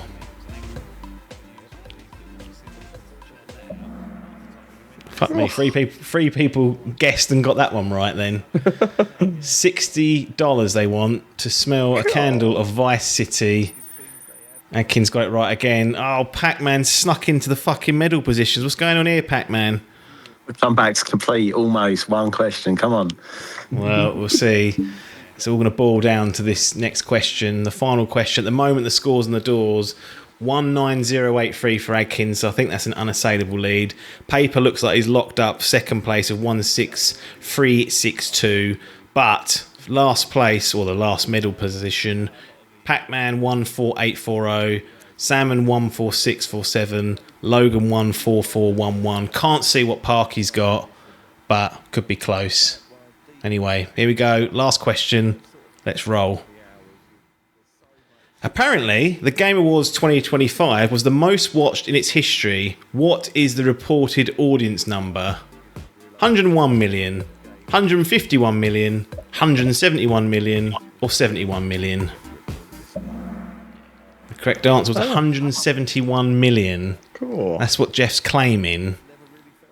Don't know how he's tracking it or where he's getting these numbers from, but we'll see. 2 people got that correct. The rest got it wrong. And let's see the final podium. Salmon, third place. Yeah, I'll take that, yeah. He takes the title there. Paper gets into second. And Adkins, you are once again the quiz champion, taking home Gaming's Greatest Quiz Championship for 2025, 19083. Runner-up was Pac-Man, and then it looked like Parky was there. Logan, did you finish 6th? Yes. Okay. Well, that can't be helped sometimes, can it? It was tight at the bottom, I think. Yeah. To be honest, it was pretty tight throughout, and then Adkins just stretched his legs in the last sort of couple of months and took the title. Come to fucking its own. Yeah, absolutely. I mean, Piper got at least 5 or 6 of those that he had no right to get, I think, by the sounds of it. So I think I probably got most of them. I had no right to it, to be honest. But, I'll take it. Luck is luck. Luck is luck at the end of the day. Salmon, third place on your first quiz. How did you find it? Yeah, I enjoyed that. I was pretty lucky, I think, there. I feel like I got about the first 6 or 7 wrong. So, yeah, happy days. Luck is the winner in this quiz, I think. Absolutely. Always is. Well, I'll say always is. It was actually... couldn't really luck your way through the last ones because someone was Googling it all, so at least it removes that element. Adcock didn't get the podium in the end, so threw it away and had a torrid time throughout the middle part of the quiz, but ultimately didn't disgrace yourself too much, I don't think, as a former champion. No, I'm happy. I'm just happy to be off that bottom. I was languishing down there, like you said, for the whole middle there, so I'll take that. Okay. Parky, how did you find that? Obviously a different format, more people involved, some tricky bits. Pretty good. Yeah? Pretty good. Spamming the screens helped me at the last question there, because obviously it's a guesswork one, so as soon as I know it's guesswork, I'm just spamming the screen. Yeah, that can happen. I have to have a think about that. And Logan, how did you find it? I mean, you were helping out testing on tests and bank questions, not these ones, but ultimately struggled. There's a lot in there that I don't know, let's be honest. Well, there's something that you should know, because we were talking about it less than an hour ago. Yes. I would say that actually might have cost me the game. So, there you go. Polluting my brain, polluting the memory. But no, look, there's some tough questions in there, I think. So, yeah, if you don't get them right, then you're struggling. Yeah. Paper second. I mean, you said you'd retired because you didn't want to keep finishing last and you were worried about getting the wooden spoon, all this nonsense. And the way it's panned out, a second place is not too bad. Yeah, it's really good. I'm really chuffed. I'm slightly annoyed. Adkins is just a brainchild of fucking every gaming knowledge going out there. That would have got me my Grand Slam, and I would have been the McElroy of the group. But unfortunately, that's not the way. But to finish second, I would have bitten your hand off at the start of the day. Yeah. Also means that you can prevent Adkins from getting the Grand Slam himself with the FGL. Yes, which is the last piece of his puzzle. So that adds to the rivalry. Revenge next year. That's what it is. Set up already now. It's the storyline of all this Swervy Hangman Part 4. Adkins, champion again, despite a change of format. How did you find the new format? And came out on top still. Yeah, I'm a big fan, to be honest. Shows you how quick some of these answers can be done. So definitely not cheating. Definitely not. Just to add down to the fans, the haters out there. Grok cannot compute this information that quick. So, yeah, big win. Feel like Lando Norris.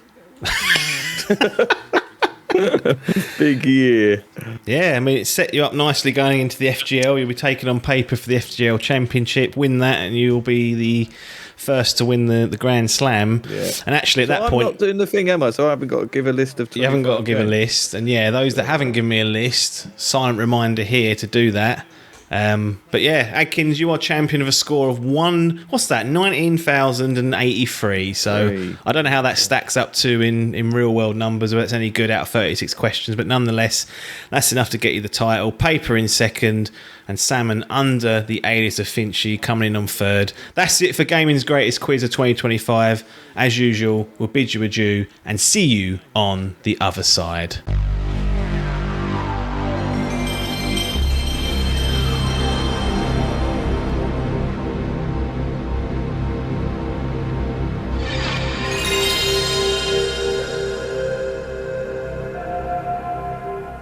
Fantasy Gaming League 2025 results show. Joined by the winner, the Fantasy Gaming League champion for 2025, Mr. Paper.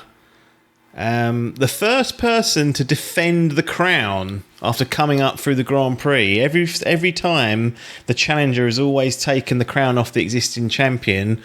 Hall came up, set his challenge on you, and you've managed to banish him, which will make it even sweeter, I would imagine. Hello and congratulations, I guess. 2025, the belt stays with you. It means I haven't got to worry about getting that logistically moved to someone else. That's the most annoying part of the thing I have to do for this, is making sure the belt goes to the right owner. So I haven't got to do that this year, so thank you. No, you should be saying sorry to Alex, though. That's my partner, because she was looking forward to getting rid of this out of the house. I was like, it'll be gone. It only ever lasts a year. And she was like, oh. And then it got close to the end. I'm like, well, this is probably going to stay for another year. And she's had a grump on her, but it's she'll live with it, and I'm very much happy to live with it. So I have decided to be self-titled the Triple D, the Dimp Digital Dominator. So 3 titles. Triple D, Dimp Digital Dominator. That is who I am moving forward.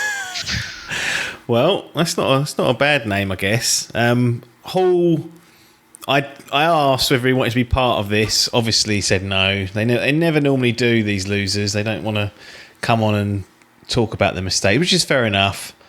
So it's just going to be you having a victory lap here, being able to say whatever you want unchallenged to a certain extent. Let's go through the basic scores. So 10 games out each from Team Paper and Team Hall. Average of an 86 for you. Average of an 85 for Hall. 846 overall for you. 826 for Hall overall. So a 20-point gap. 15 points spent on transfers for you and 20 spent on Hall's list. So a 5-point delta there. So even with that, a 15-point gap on games alone. How are you feeling? Because obviously you and Hall tend to have quite a big rivalry. Hall has been itching to get back to this spot for many years. He feels like he's earned a right to always be in the championship spot. But this is the first time he's come up through the Grand Prix, and you managed to get rid of him without the arrogance of him, should we say. He felt like he deserved it. No one deserves anything in this life. To be fair, I must admit, at the very start, I was quite nervous, and I was thinking, "Oh God, I've got to lose. I'm probably going to lose to Hall. If the continued curse happens of you lose after you've won the previous year." And so I was very much expecting that. And even throughout the season, the way things were going, and we'll come into that later, I'm assuming, I was very much expecting to lose. But Hall blew it. Fuck him. he really didn't. He left the toilet without wiping his ass sometimes on it. So it's he lost it. He scored well. Don't get me wrong. Most years he'd have won it for him. I think out of all the years, this maybe one other year might have lost it, but every other year probably would have won. But if you don't look at your challenge and you ahead of you, get caught out. And to be honest, looking at the games, I think he can take onus on the loss. Oh. No, it isn't to do with his team. It's to do with him. Okay, well, we'll get into that. We'll just quickly mention at the top here, we'll go into it in a little more detail later, but Adkins won the Grand Prix. How he's gone this long without winning that, I don't know. It's another one he's won so many quizzes that you thought at some point he'll win the Grand Prix and win the big one, but this is the first time he's done that. 820, nearest challenger was Salmon with 786, so he really blew the field away there. Zero transfers as well, yeah, so an excellent list, and he was fifth on the draft list, so he wasn't getting all his shit from the start. He was getting fifth picks on every single row and still managing to come out on top, which is why I keep saying to people go, oh, I'm sixth or fifth, I can't win. You can. Biff won from sixth, so it can be done. Just got to gut it out and keep an eye on things. But back to the Fantasy Gaming League itself. So 846 for you, an average of an 86, an 826 for Hall.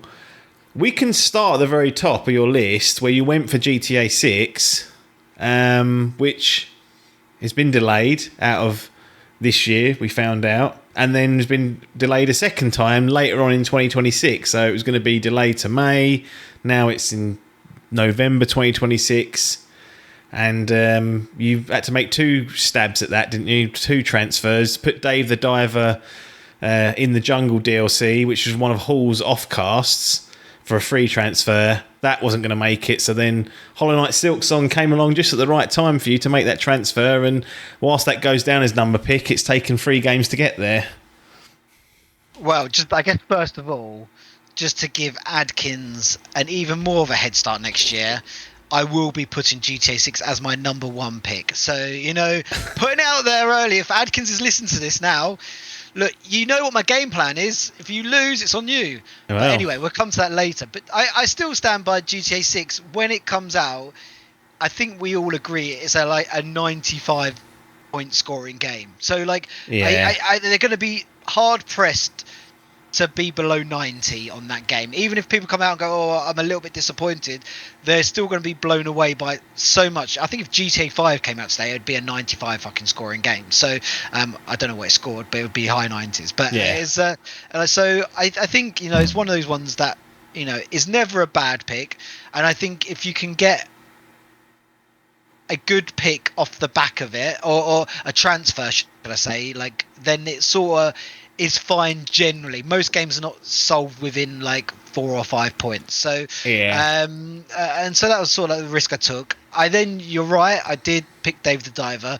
I did that out of pure spite to Hall at the time. I think if we take a step back to what happened was I tried to transfer in Mario Kart and Donkey Kong.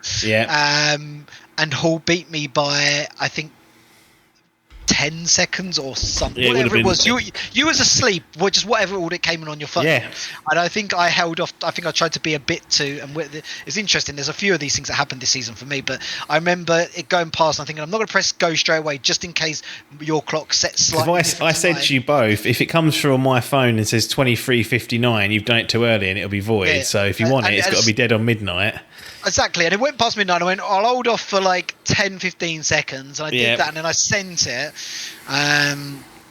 It was too late. But too late, and so then I didn't get anything, and there was nothing out at that moment in time. I believe that I wanted, or I think there's one thing I ended up changing up to, and we'll come to that later. But that one itself, I was like, well, what am I going to do? Hall had given up Dave the Diver. At the time, there was nothing out there about a delay in the news and stuff like that. And I thought, you know what? I probably will hold off anyway until the next transfer window. I'll put Dave the Diver out there because it would just play a few mind games more than anything. And if it comes out, I can laugh and joke around. Well, I didn't have to pay for this. It was free. Yeah. And if it doesn't come out, it was free anyway. And I just transfer something that I want. So. Hall was very glad when it didn't come out because I got a message straight away in the group 10 seconds after the delay announcement saying, haha, I've been waiting for this. So it clearly was playing on his head. Yeah. But yeah, I think, sold it in for Hollow Knight Silksong. It was sort of you know, when you turn a corner and you just gold's landed on your lap, and you're like, well, how's that happened? How's that come out? And I expected, and this was actually going back to the point of sending you things at midnight. I did send you this at midnight straight away in my text, because I was like, I learned my lesson. And then I got a message from you the next day going, you sent this at 23:59, and I was like, I don't know what's going on with their clocks. Like, so like, there's a point between like 15 seconds after and the thing where our clocks are not aligned. Whatever, it is what it is. And I thought, fuck, I've lost that out to Hall again. And I was very much expecting Hall to get into my face again on it. However, he didn't do it. And so, like, when you said that, I went, well, all right, here is the transfer now anyway, if he hasn't done it, expecting that he had. Yeah. Because it was like the biggest game and everyone was talking about and everyone would have wanted it. And yeah, he hadn't, which, you know, he was waiting on some other games that didn't come out that he did have to sub in the end, but maybe that was an interesting one that he could have probably taken a gamble. That might have won him the championship. But, you know, it probably won me the championship in the end. Yeah, coming in at 91, that's a big score to have, and trying to find something close to that late on in that last transfer window is always difficult. I'm going to skip down to the next. We'll do the transfers first from your perspective. So, Adcock had Fable originally, which I think was a sound bit of logic there. Another delay from the Xbox side of things, and then you went for Metal Gear Solid Delta Snake Eater, which I was internally thinking, I mean, I love that game, but this was being made by a different studio. It was being remade by, I think, Virtuous. Kojima didn't have his hands on it. I thought, if they get this wrong by even like 10%, people are going to jump all over it and say they've bastardized one of these cult classics from the PlayStation 2 era. But really, it's 85 out of that. That's well exceeded my expectations for it. I was thinking that could be down in the low 70s if it goes completely wrong, but you obviously felt differently and went for it.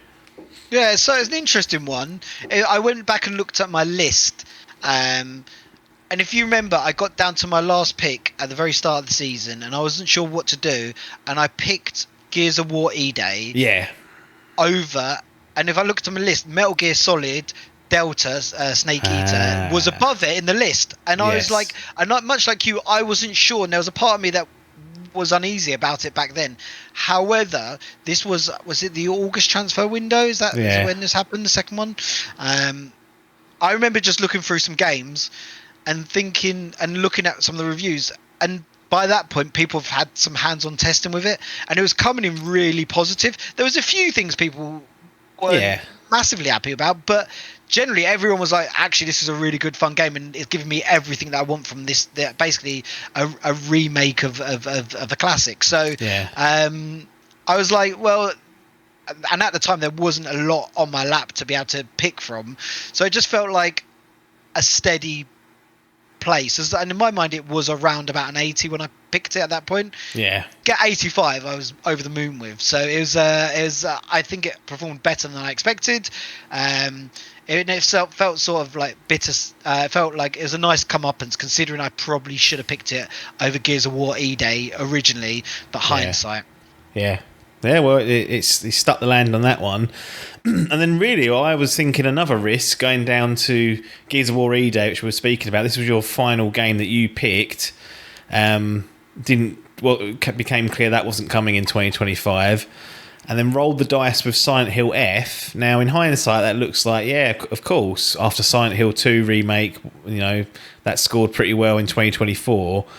But I was, again, apprehensive of this one because the studio that was developing it, I never heard of any of their work, and I was like, this is a completely new game.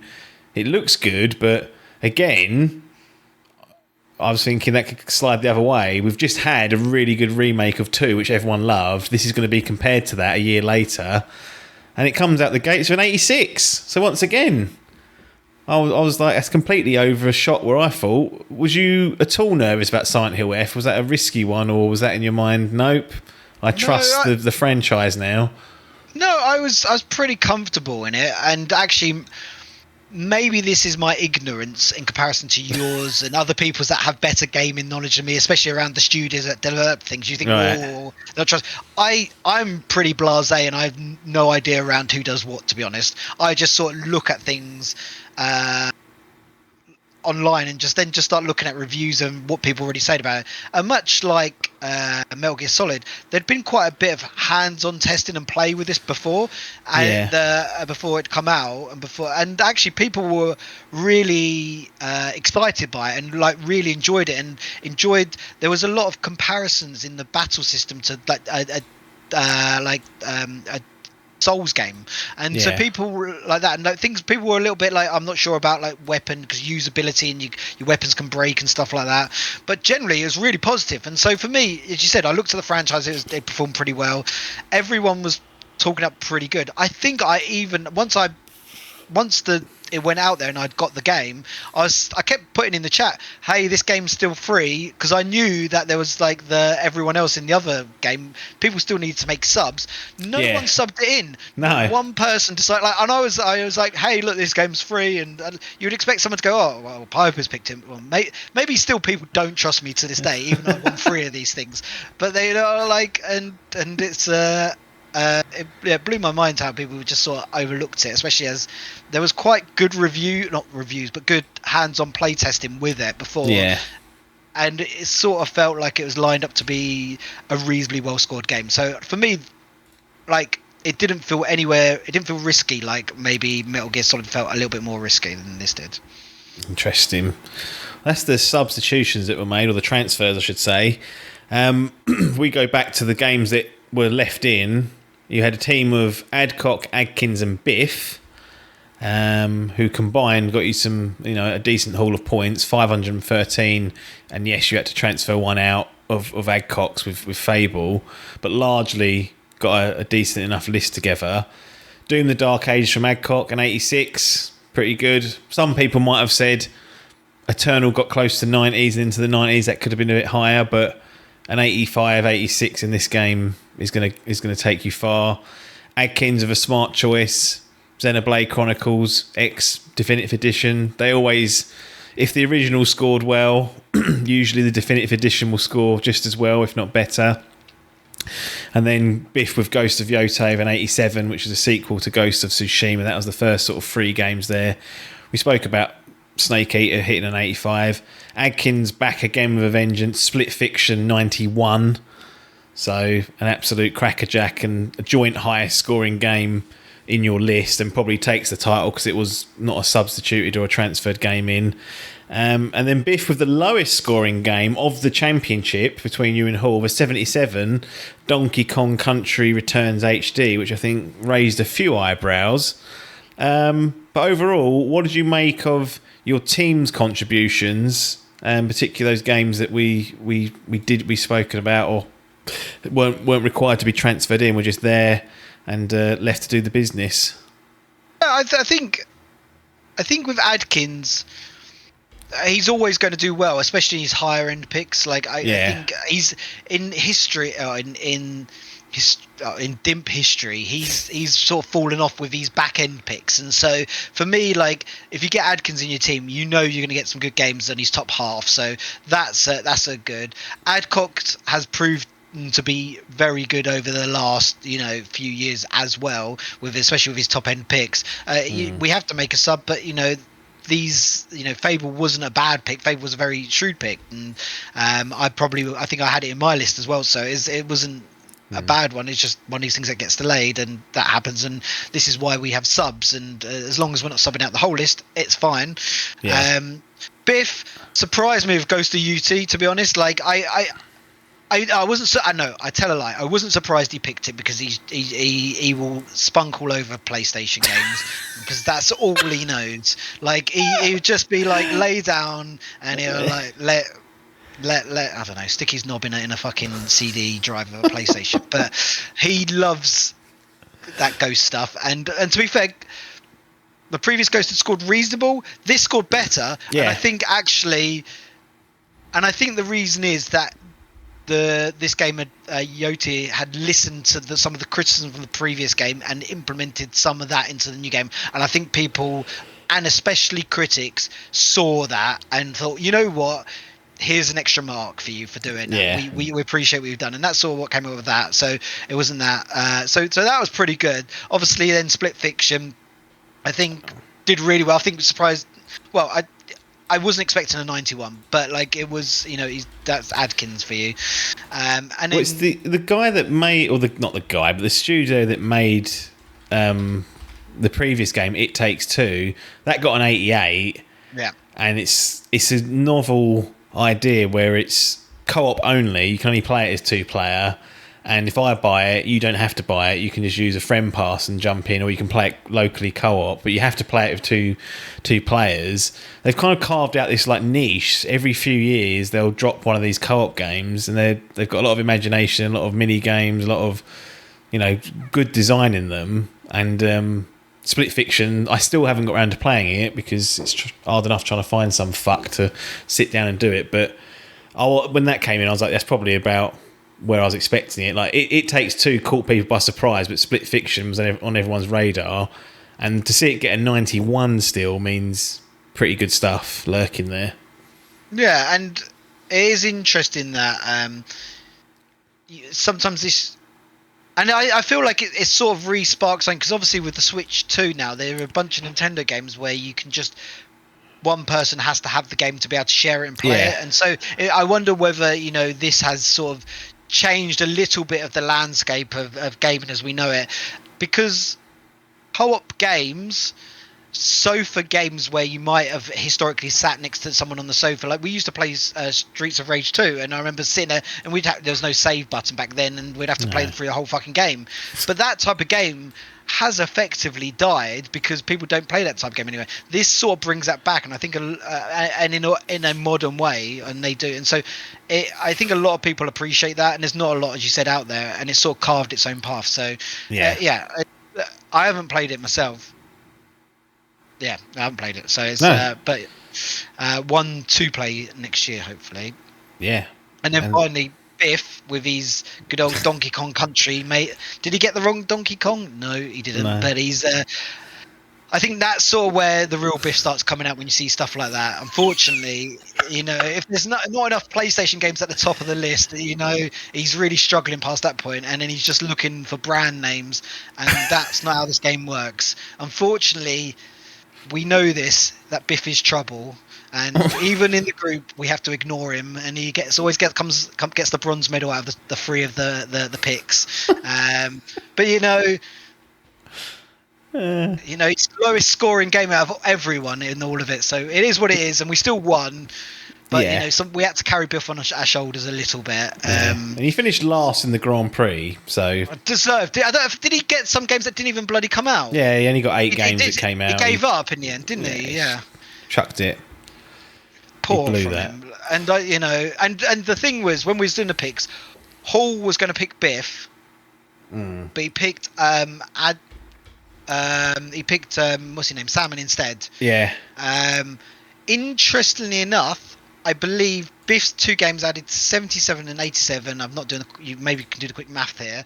And Salmon's games were 79 and 84. Biff beat him by 1 point. By 1 point. Yeah.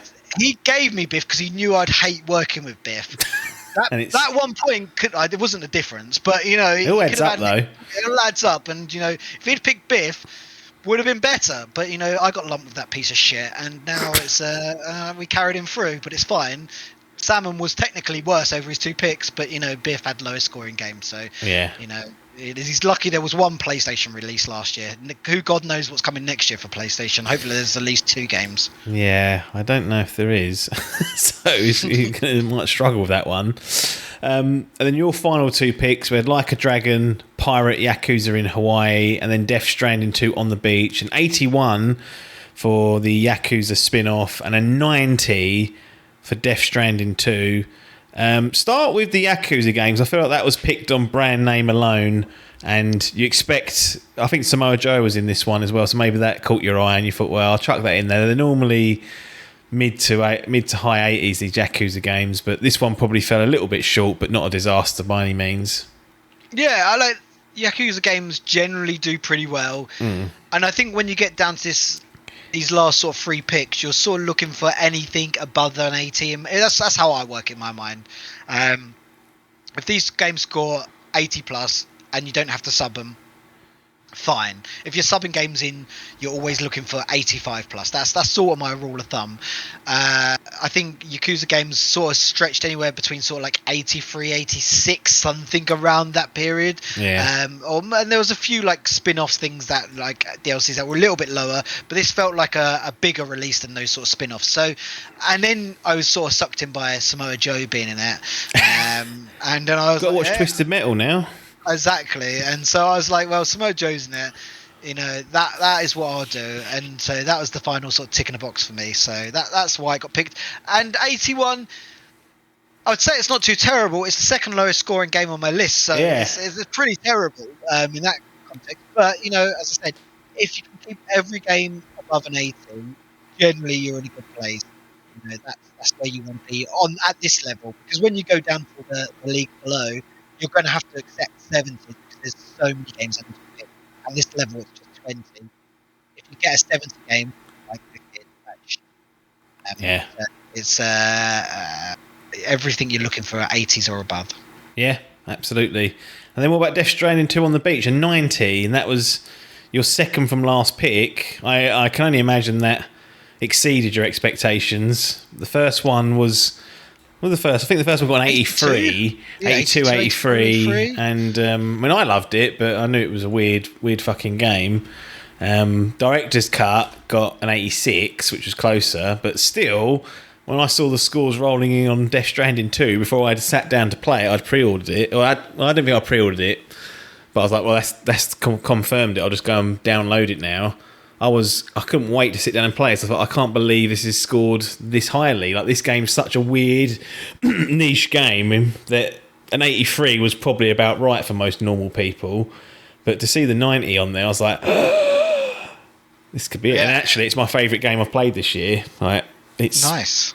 Head and shoulders above everything I've played. It's really good, but I was not expecting that. I was expecting just another weird Kojima game, and we got a 90. Yeah, I think it exceeded everyone's expectations. I think when I picked it, I think even Hall scoffed a little bit, thinking, that's not that great. Yeah. I mean, it's the second highest scoring game without transfers in the whole 20 games that are there. Only Split Fiction scored higher than it. Like, if you take the transferred games out of it.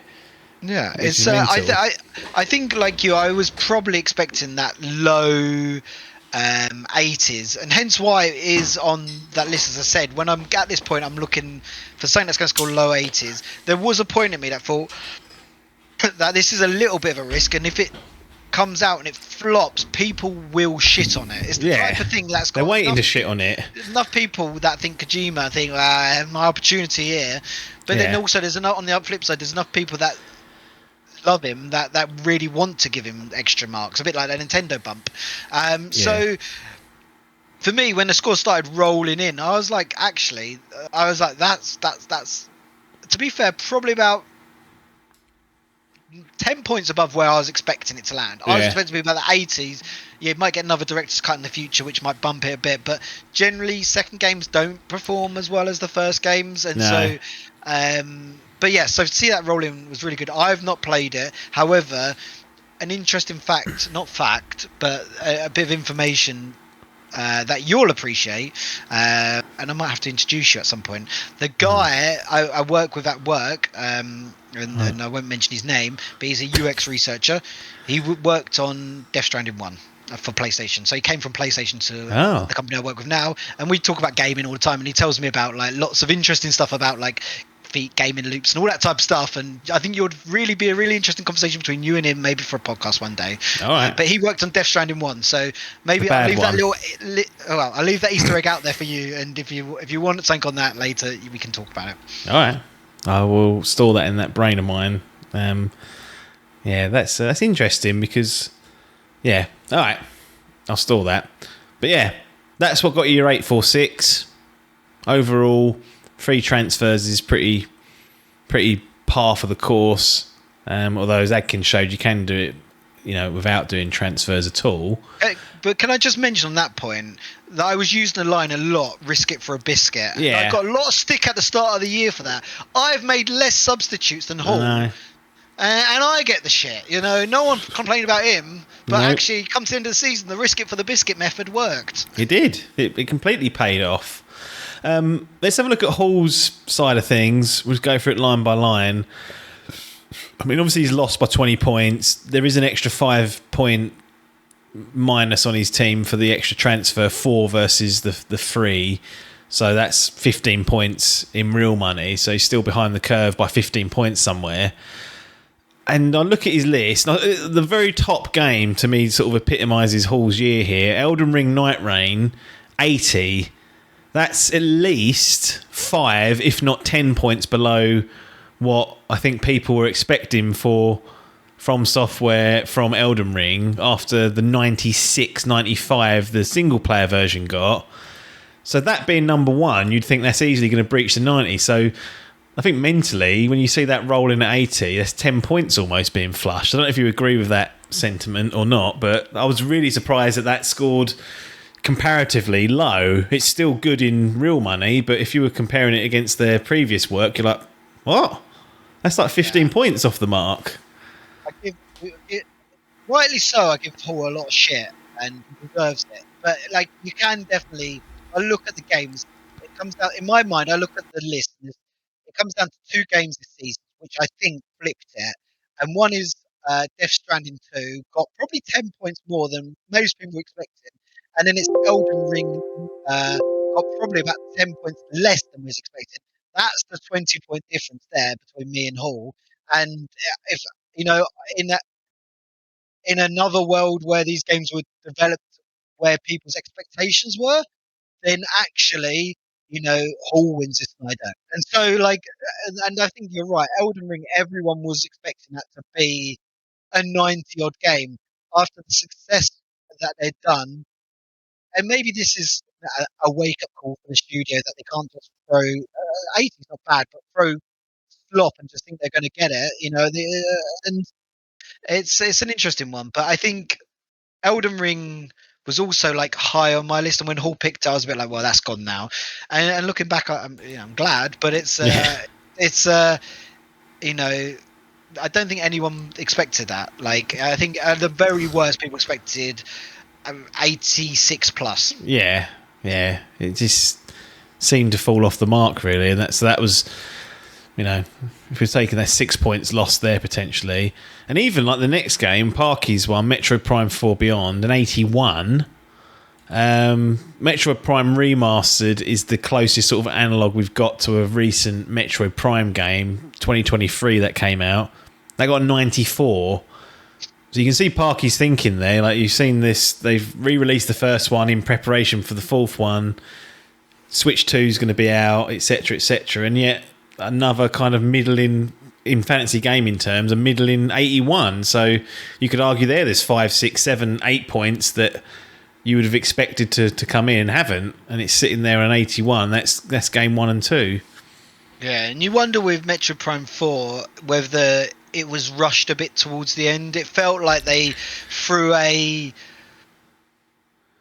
date out to get it out before the end of this year, so that was within the first sort of 6 months of the Switch 2 release. And then when you people start getting their hands on it early, people were like, oh, it's fun, but and there was a lot of buts in it. And you would have expected it to be a high scoring game, and I think when it was picked, I think everyone was expecting, once again, probably an 85 plus scoring game, and to come in at 81, some people might say that today's lucky to be on that, and so it hasn't enticed, as far as I'm aware, anyone in our group to jump out of their seats to try and play it.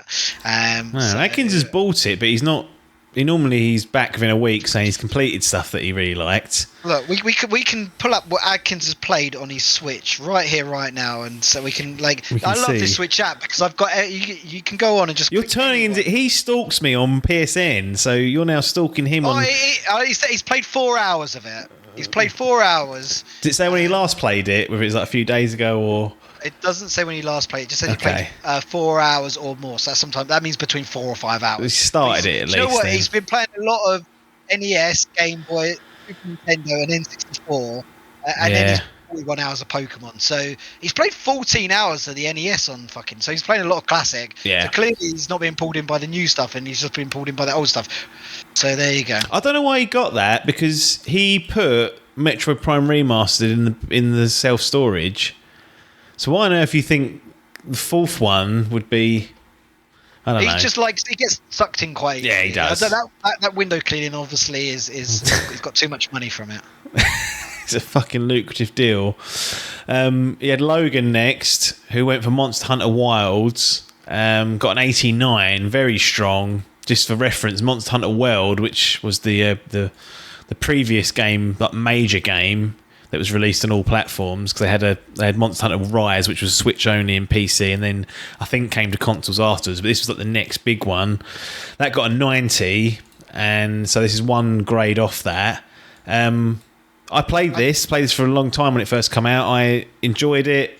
I think the sentiment within the community is they're not overly happy with this one, but it got through the gates. It got out the gates strong enough that it carried it through to an 89. But you know what happens? You know, when you get the Destinies, people playing the end game, they're like, "Oh, it's not enough here." But the reviewers tend to never get to that point where they need to worry about that. So they kind of see the 50, 60 hours that you get as a normal player, and that's not trending very well in the community. But for the fantasy gaming purposes, an 89, extremely strong, and a pretty good pick from Logan in the end, because I didn't think he had that in his locker.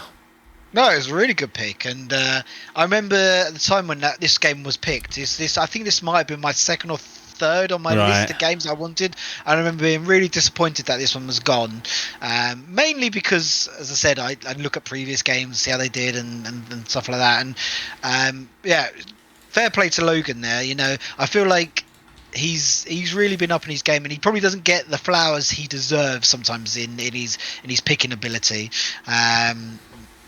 You know, he's definitely improved over the last few years, so it's it was a good game, and I think he started sixth anyway from his picking, so that means this was the sixth game to be picked, which, you know, there was more in front of it that didn't perform so well, so fair play to Logan. Yeah, because he'd come down from the from the championship game last year, so yeah, he still managed to grab that at least on his sixth attempt.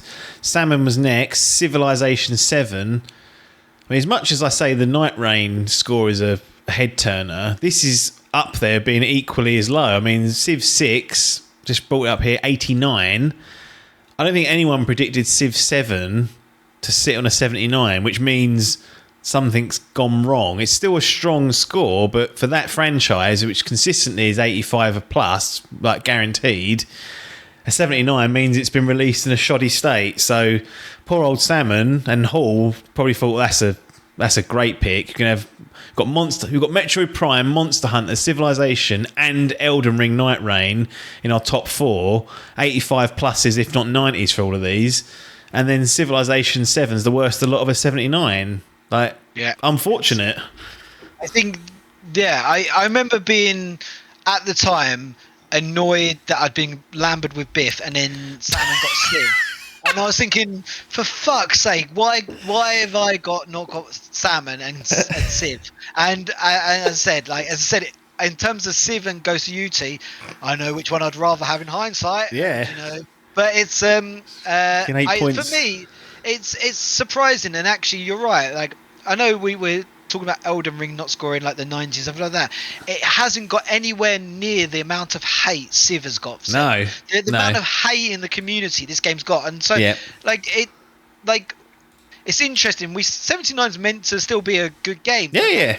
The backlash on this game alone is like, and I've played a little bit of some of the other games and stuff like that. I've not played this, but it sounds like that the fun's been zapped out of it, and for some level of sort of like real-time sort of strategy type game, which is hard to get a lot of fun in anyway in the first place, you don't want to zap the fun out of it. So no. It's this, out of all the games I've picked, you know, even including Donkey Country, like, I would probably say I'd probably rather play Donkey Country, even though it's got a 77, than probably Civ 7. Because at least you'll probably get some level of button bashing fun. Whereas Civ 7, it feels like you have to be a bit more strategic and actually use your head. And you may as well go to work to do that. So it's one of those games that feels like, I suspect you probably feel like you're more working than enjoying. Yeah. Bizarre that those three in particular have underperformed, and actually the one that I played that was community-wise also got backlash, scored the highest, was Monster Hunter Wilds. Yeah, I mean, in hindsight, you look at that and go, that's not a very good top 3, 4, means one in there that's very good. But if you took away the scores, again, on paper, you'd go, yeah, you're averaging over 85 easily for all of those. And he's come away with, 329 points out of those 4, which is well off the mark. So I think once those scores started rolling out and those big hitters were... I mean, Metroid Prime was the nail in the coffin. That came out late. But when Night Rain came out and was hitting like mid-80s, then started slipping down to 80, I was like, cool, that's a stinker. And then Civ was a fast follower, and that may have knocked the wind out of their sails. Parky, who had Metroid Prime 4, also went for Forza Horizon 6 originally, which was... I mean, it might not even come next year. We all laughed, didn't we? Well, we did, yeah. It's cruel, but... Because it wasn't even... I don't think it was even a thing at the time. I don't think it was even officially announced.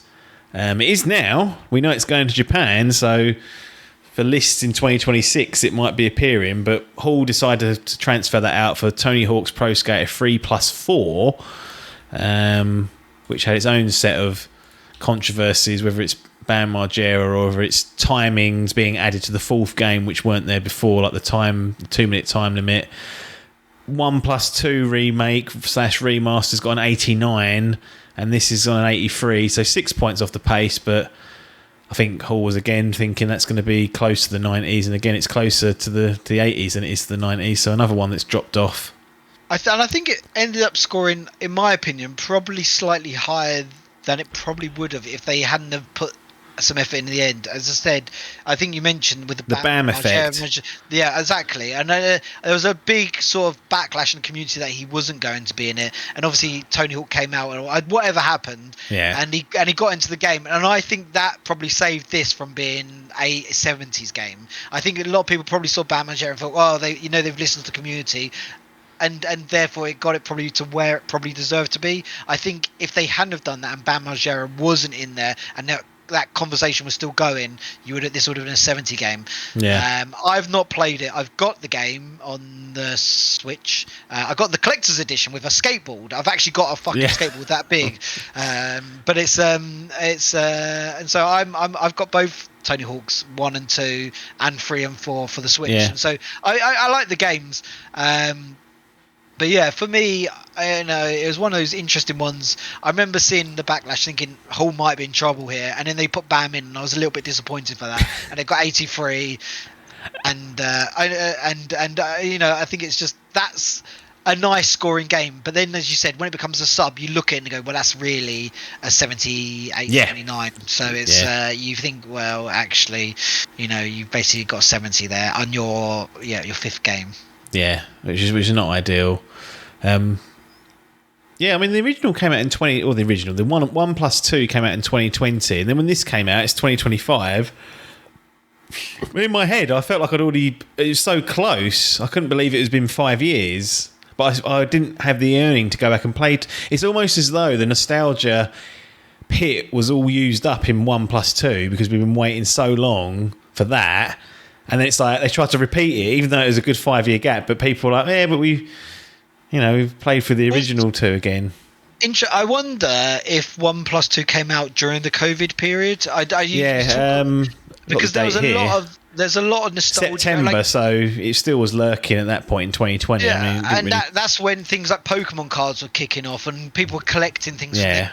Childhood, so then there might have been that extra nostalgia buzz as well going around that helped boost that 1+2. And like as I said, they're both probably fine games. But they probably both are maybe the mid-80s. So Logan was next. He had Slay the Spire in there, which Hall transferred out for Super Mario Galaxy plus Super Mario Galaxy 2. Should be 95 plus really for this quality of games, but stung by the lack of effort / not done enough for this port police. 87 is still a good score, but I think again Hall was banking on 90 plus, and everyone was sitting there thinking, both of these games are lauded as some of the best 3D platformers ever, and you can choose between one or the other. People have their favourites. And again, 87 probably under-delivered, which is mad to say, but I think the expectation was 92, 93, 94, 95. What could go wrong? And people didn't like the price of it. That seemed like a big thing that people were annoyed about. 70, 60 UK pounds for ports rather than new games. And 87 is what he got, which is no disgrace. But again, at this stage, we've said games are under-delivering. There's probably another one that's lost 5 points that you'd expect if you were to write it down at the start of the year. Yeah, but though this was announced very, very late. And I think people only had like a couple of weeks before it was actually released or something stupid. It was like a fast turnaround. Yeah, and it was one of those ones that I remember coming out, and at that time, I'd already made the swap for Silent Hill F. And I think, if I remember thinking at the time, if I'd known about this, I probably would have gone for this over Silent Hill F. Yeah. He obviously scored one more point better than Silent Hill F, so it would have been a better transfer. But the delta was probably expected to be much bigger. You was thinking, But it's as I said, like I brought the game, I pre-ordered it, getting up on the hype. It's not been opened and it's not been plugged in. Like, you're right. They're both two of the all-time classic Nintendo games. They've got the hype of the new Super Mario Galaxy movie coming out, which is going to be.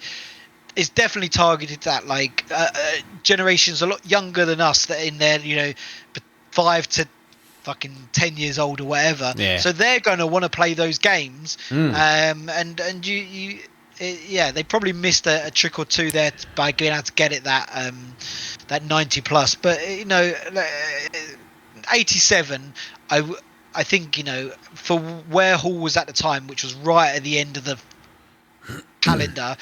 He didn't have much else of a choice, and so with these picks left, and because I think he transferred Slay out towards the end of the last transfer window, he didn't have much choice, and he didn't do this straight away. He did it when he had to do it. So fair enough to Hall. Like, not going to get a better scoring game, but he'd have probably hoped it would have been a little bit higher. But 87, if that scored 87, and the other games above had scored a lot better than we thought they would have. We wouldn't be probably worrying too much about it. No, absolutely. And then Salmon rounded out the group with the team picks for Anno 117 Pax Romana. Scored higher than Civ 7. I know they're not like-for-like games, but they are strategy games in their own right. And if you asked me to bet on which one would score higher, it would have been Civ 7. But actually, Anno, I was in the opposite camp. That's going to be under 80. Yeah. I looked at some of their old scores and I thought there doesn't seem to be much of a market for this, but of all the games that surprised me, that may have been the one that surprised me the most, hitting an 84. Yeah, it was, to me, I think that above Metroid Primes, they were coming out similar times, and I was like, well, I was going to say, we know which one's going to score higher. Hall was at a point where he's waiting on Super Mario Galaxy, Anno, and Metroid Prime, and we sort of knew that at that point that unless he was going to score 91 plus on all these games, he was out, and that was very unlikely to happen. So there was definitely feet up at this point. But I did remember thinking Anno, well, that's going to be a bit not shit, but like you, I thought it's probably going to be like high 70s, but so it performed a lot better than I expected. So fair play to Salmon thinking that far advanced, because like some of the other Anno games have scored dog. And so I was surprised, but it's it is it's fine. An 84 for a 7th pick game, you'll take it. Yeah, you got to take that. And then Hall transferred in Donkey Kong Bonanza, as we mentioned. He managed to grab that, got a 90 instead of Dave the Diver. 91 in the 91. Sorry, in the Jungle DLC. Strong, about where I was expecting. I thought we could have got a bit higher potentially, but having played it, maybe somewhat overrated in my opinion. But nonetheless, it's a Nintendo game. It's a big tentpole 3D platformer-ish, not even really a platformer, but it's in that style. 91 is like, that's probably about where you'd expect everything, especially what's happened with the other games. That you take that, I think. Oh yeah, I think that's a brilliant game, like a scoring game. I'm personally struggling to get past like the first 4 or 5 hours. I can't understand how it's a 91 scoring game. I think, like you've said to me before, there are some levels that you just go through that are just a bit crap. Yeah. Some are amazing and really fun to play, and so I think I'm not doing enough of that. But it's I think, as I said, I tried to get this game at the start of the year when it was announced, and I was livid that I didn't get. Well, I wasn't livid, but I was annoyed that I didn't get it. So this was a good transfer by Hall. One of the joint best transfer he could have made out of all the transfers that have been made in this game. So for Hall, it's fair enough. Like, we couldn't expect more. And like 91, this is. I think when it all came up, we thought, well, this is going to be the flagship Nintendo game. It felt like this is going to be like Odyssey was for Switch 1. Yeah. This was going to be that game for Switch 2. And it lived up to that sort of billing in the end, whereas Mario Kart didn't quite live up to that billing. No. Dragon Quest 1 and 2 HD 2D remake, 85. Probably on the higher end of where I'd expect it, but I've been planning to play through these remakes. They've done 3, and they've done now 1 and 2, because the way the story's written is 3 is actually a prequel to 1 and 2. So if you play them now, you can play them in chronological order. But an 85, was that even anywhere on your list? Did you notice or see that the third one had done pretty well last year, and that this would be a fast follower? No, I'm pretty sure I didn't have it on my list. Well, it might have been on my list, but I don't remember it being anywhere near the top. I think it was a shrewd pick, Yeah. And it was is when you're getting down to the bottom games, you're trying to think, what is going to score well, and more than anything. I've never played any of the Dragon Quest games, so it's not something that I'm personally that fussed about. Hence why sometimes you skip past some of these things, and it was a good pick by Hall in the end. Yep. Subnautica 2 was subbed out and Hall's final pick, and he brought in Mario Kart World, which I don't know, I felt like it promised a lot more than it delivered. An 87, again, a strong score, but I put this in the Galaxy camp, where probably could have and should have been more. And having played it and spent many hours of it, I wasn't blown away by World at all. In fact, I was fairly underwhelmed by it. What say you? This was the Switch launch game, and if you want to compare it to Mario Kart 8 Deluxe, which was the Switch OG version of Mario Kart, 92, but Mario Kart World, despite in relative terms, 87 is a good score, but I think we expect more out of this franchise. And again, I think they tried a few things that didn't quite work out with the open world and the changes to the intermission tracks and all that sort of stuff. Just didn't quite come together perfectly to get the 90+ score that probably people were expecting. Yeah, an 87 scoring game isn't bad, but I still think even within that 87, it's been given a bit of a Nintendo bump. Oh, it has, yeah. I don't think it's, in my opinion, I don't think it's an 87 scoring game. Whereas I look at some of the games that scored slightly below it, and I'd probably rather play them. But maybe that's all to do with preference. But it's I will be the first to admit I hate racing games. They're just not my cup of tea. And so this is obviously a racing game. And like, I remember back in the day when I was playing Red Dead Redemption 1, and there was like some racing with horses. I fucking hated those missions. GTA used to do them as well. I remember there's one on Vice City. Cars, stuff like that. I'm like, don't make me try and win a race. I really don't want the hassle. I fucking hate being put in a race. I think I got all the way nearly to the end of Mad Max. Do you remember that game that came out? And I think there's some races right at the end, and I quit on the end, and like a mission before the end. I thought, I can't bother to do this race. Fuck this. Like, and I think I found it 3 or 4 times. But it's like, I was like, for me, racing games can really, really ruin it for me. But just this is why there's different.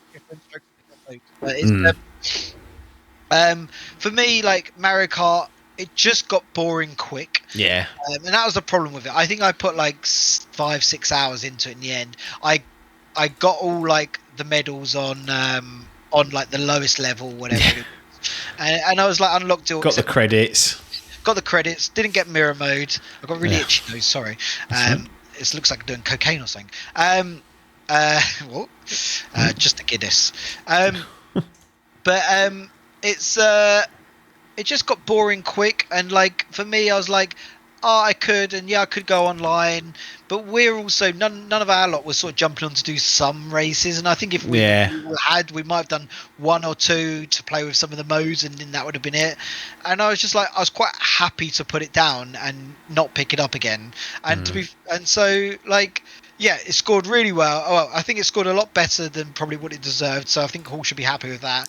I think overall it probably should have scored better if they dealt with some of the boring aspects of it. If it dealt with the open world and the boring aspects a little bit better, it probably would have been a 90+ scoring game. Yeah, just another one of those that. Subnautica 2 also was a stupid pick. Fuck you, Hall. Yeah, it was a bit of a The trouble is when you're down there, it can be the dregs of what you've got. But yeah, that's the story of the FGL 846 versus 826. Definitely some games of Halls that didn't deliver. But some shrewd picks from you to counter those and really put the pain in. And there's a 20-point gap there. So, it felt comfortable at the end, but for a long time it was very close. Very, very close up until the closing months when things crystallised a bit. It was like, actually, it's going to be really difficult for his last 3 games to counteract that. But that's when I was thinking, well, maybe the Galaxy games will get the 96, 97, and that'll mean that the others have only got to get 80s, but it never really came together. Adkins ended up being the MVP, so that's the 1, 2, 3. He's always MVP. 4th time he's won it, so 178 he got. The way it works is if you've had to have a transfer, you're not eligible because usually the captain makes the decision on that, so you can't take credit for the game, and you've blown your picks basically. You shouldn't have to transfer anything out. So Adkins 187 earns himself that. The Grand Prix itself, it is Adkins who took the title. 40, well, not quite 40 points, but close to that. Average of 82 overall. 5th in the Grand Prix itself. No transfers. For those interested, his run of games are Elden Ring Night Rain, Xenoblade Chronicles X Definitive Edition, Split Fiction, Metal Gear Solid Delta Snake Eater, Mafia The Old Country, South of Midnight, Dynasty Warriors Origins, Hell Is Us, Ninja Gaiden Ragebound, and the first Berserker Kazan earns himself the 820 to walk himself over the line and challenge you. Pretty good performance. I mean, that's as clean as you can get in the FGL Grand Prix because it's so filthy down there that you almost have to make a transfer out of necessity. But when you see people get these clean runs through, it's always puts them in pole position to take the title, and he has done. I wonder if this is... I'd be interested to know, and this is putting effort back on you to figure it out at some point in the future, but I wonder... on average, the winning team, how many subs they make. So I remember Biff winning it one year and he got all these games out really early or something stupid like that. So he didn't make any transfers. So there may be some logic to trying to not get any subs early doors and not risking it for a biscuit in the game. Obviously, you won't be able to figure that out right now, but there is definitely some interest in us. Got some stats here. 2024, Hall obviously won it. No transfers made. 8-3-1. Let's have a look. 2023. Yeah, I didn't do the table at this point, did I? 7-4-1, 7-9-3, 7 lower scores here. 1 sub made by you in 2023. The least amount of the entire grid. So, yeah, it's paying dividends. Let's try and do one more. Was that Biff, I think, before when he won with no subs and he got it all out early? Because I think I beat Biff. 7. What have we got here? 8-3. Well, 8-3-1, there's that one. 5-3-5, 7-0-3, 8-0-3, 8-0-7. That was a dirty... Logan, when he won it, that was free transfers. But again, join... Oh, someone else made 2. It does help, though, because you're dealing with such volatile games down there, potentially. You're only 1 or 2 games away from dropping on a 60 and ruining the whole season, so... Because if you look at Logan made 4 subs this year and he finished 7-8-2. If he hadn't made those 4 subs and still scored the same score, let's say he did, that would have been 8-0-2, which is only then for 18 off Adkins, and that would have been significantly closer than anyone else. So I think there is something to be said by reducing your subs if you can within that level, because I think it can help you propel you up. But it's maybe putting one and one together and getting 3.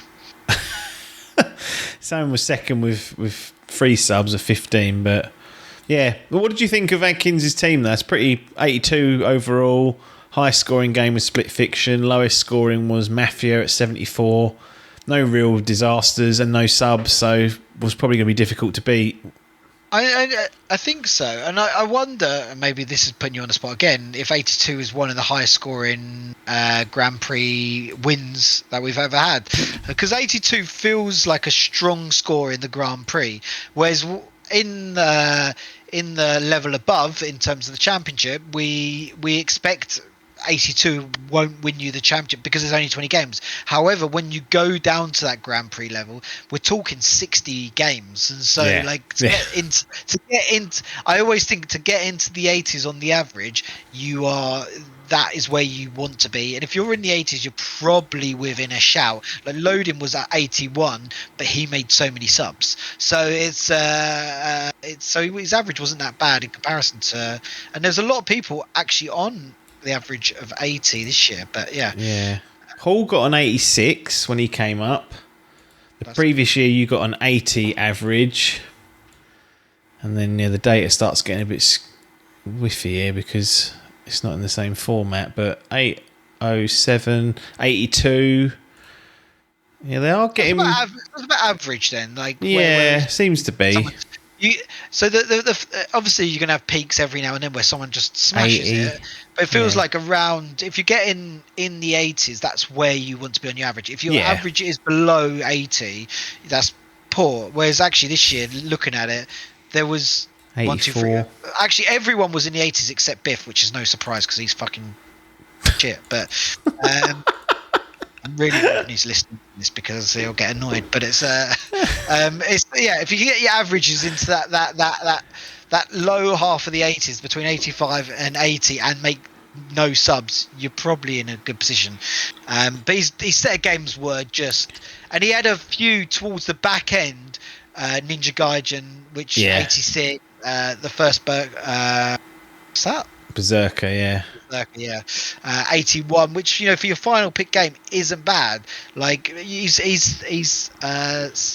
fifth game, Dynasty Warriors 81. Like so, I think that's in this game. Generally, everyone on their top half is going to score well. It's the bottom half which is what pulls you up, and Adkins has done it in the bottom half this year, which has sort of pulled him to the title and fair play. I'm looking forward to. It's going to be. Problem is, it's Adkins. It's going to be very friendly next year, so I don't feel like the animosity is going to be there. So unless I drub something up and step on his bucket of water when he's cleaning the windows, it's not going to kick off. No, well, we'll see, won't we? It might turn nasty. You never know. He might be having a bad day, but it will be Paper versus Adkins for the FGL Championship. You'll be running for your... What's that? It'll be your third straight. Won it, defended it twice. Yeah. I've won it 3 times now. This will be to win it the 4th time, but this will be for a streak of 3. I think I did say... Not that Alex will be happy with this. If you win it 3 times in a row or 5 overall, you get to keep. I'll give you the original belt. To be honest, you'll get the original. I prefer that belt. Yeah, you'll get that one because that's just sitting here. So if you do manage to pull it off 3 in a row, I think that covers it. If not, you have to wait till you get your 5th. I did some math, and obviously Adkins comes up. So Adkins, therefore, it's going to take at least 3 years within the Dimp community for someone to draw with me now, because everyone's on 1. Adkins now has just come up and he's on 0. Yeah. So that means he has to win it to get on 1, and then he has to win it for the next 2 years to draw with me. So that's at least 3 seasons. Well, you've got the overall. And it all goes to plan, and that I'm still won the most titles. So therefore, it's at least 4 seasons before someone can overtake me, and that's basically taking into account Adkins wins the next 4 seasons as the championship showdown. So it's and the likelihood of that is very slim, considering the data we have. But it might happen. But still, I get to rock around for the next sort of 3 to 4 years, just pretending with my dick out. So it's I'm quite happy. So you've got 3 overall, correct? Yep. I think I've lost twice. Like, I've been in this. Like, I hardly do the fucking Grand Prix. I've been in this thing now 5 years. I've done the championship, and I've lost 2, won 3. Don't know how it's worked out, but one day I'll get my flowers for being as good as I am. Well, and, maybe I have to retire, like John's, like all good wrestlers. I have to retire before people go, you know what? It weren't bad. That's why I stepped away from the quiz. But then I'm just bad. You came back. It's always worth. You've got to have the comeback. You can never retire like all those wrestlers do. But congratulations on being FGL champ for 2025 and banishing Hall. The curse has been broken. Someone has been able to defend the championship. It's been a long-running, unbelievable streak that has been broken. So now we don't have to talk about it anymore. But Adkins is up next. Obviously, he's been groomed essentially to dominate every gaming competition that we run here, but he's never won the big one. It's taken him this long to get to the Grand Prix. Will the pressure get to him? Guess we'll find out in a few weeks when we do the Fantasy Gaming League draft, when it'll be Paper versus Adkins for the 2026 title. I'll bid everyone adieu and say, as always, so see you on the other side.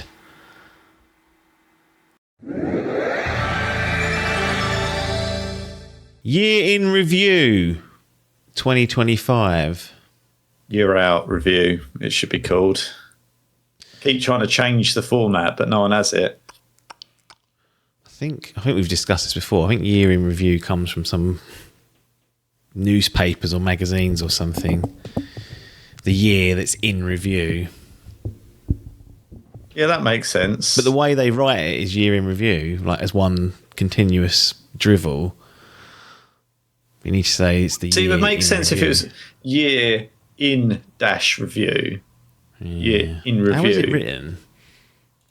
Oh, I don't know. Well, it makes it sound like the year in is the bit that's kind of got the dash. Does that make sense? It might just be year the way dash that... in dash review is how I've seen it on Wikipedia here. All the dashes. Yeah. I don't know. So basically, it's the year. The year. See, look, Xbox just goes Xbox year in review. Well, don't be trusting them. No. But then Steam are at it as well. BBC1 review of the year. Yeah. Don't know what context that's in, but Private Eye, the year in review. The year in review. Yeah, the year in review. Yeah, okay. I don't know. Just saw it once. I thought I'd copy it. Yeah, it works. Well, I don't. I like Maybe we should rename it. Feels like it should be next year. year out because the year's out.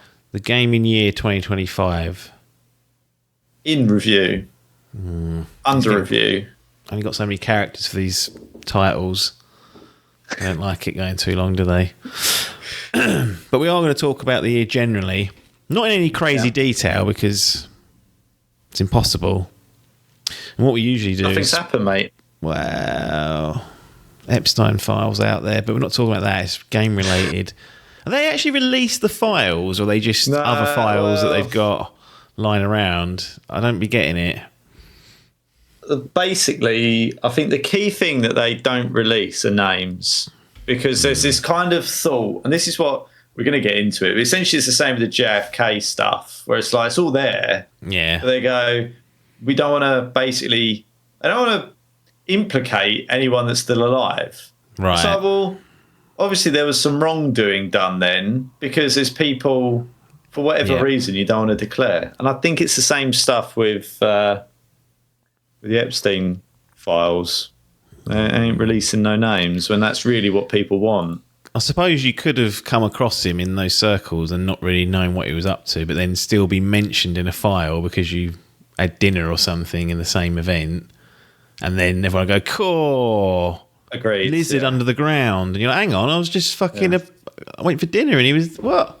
So they've got to be careful. He was in a lot of those senior circles. Yeah. So there is like this difference between trying to figure out, because it's well, it's basically everyone is the way I look at it. Well, is it though? This is the point. It's like who, because they've got the flight logs have been released for ages. So everyone's that's seen the flight logs are the ones that went to the island.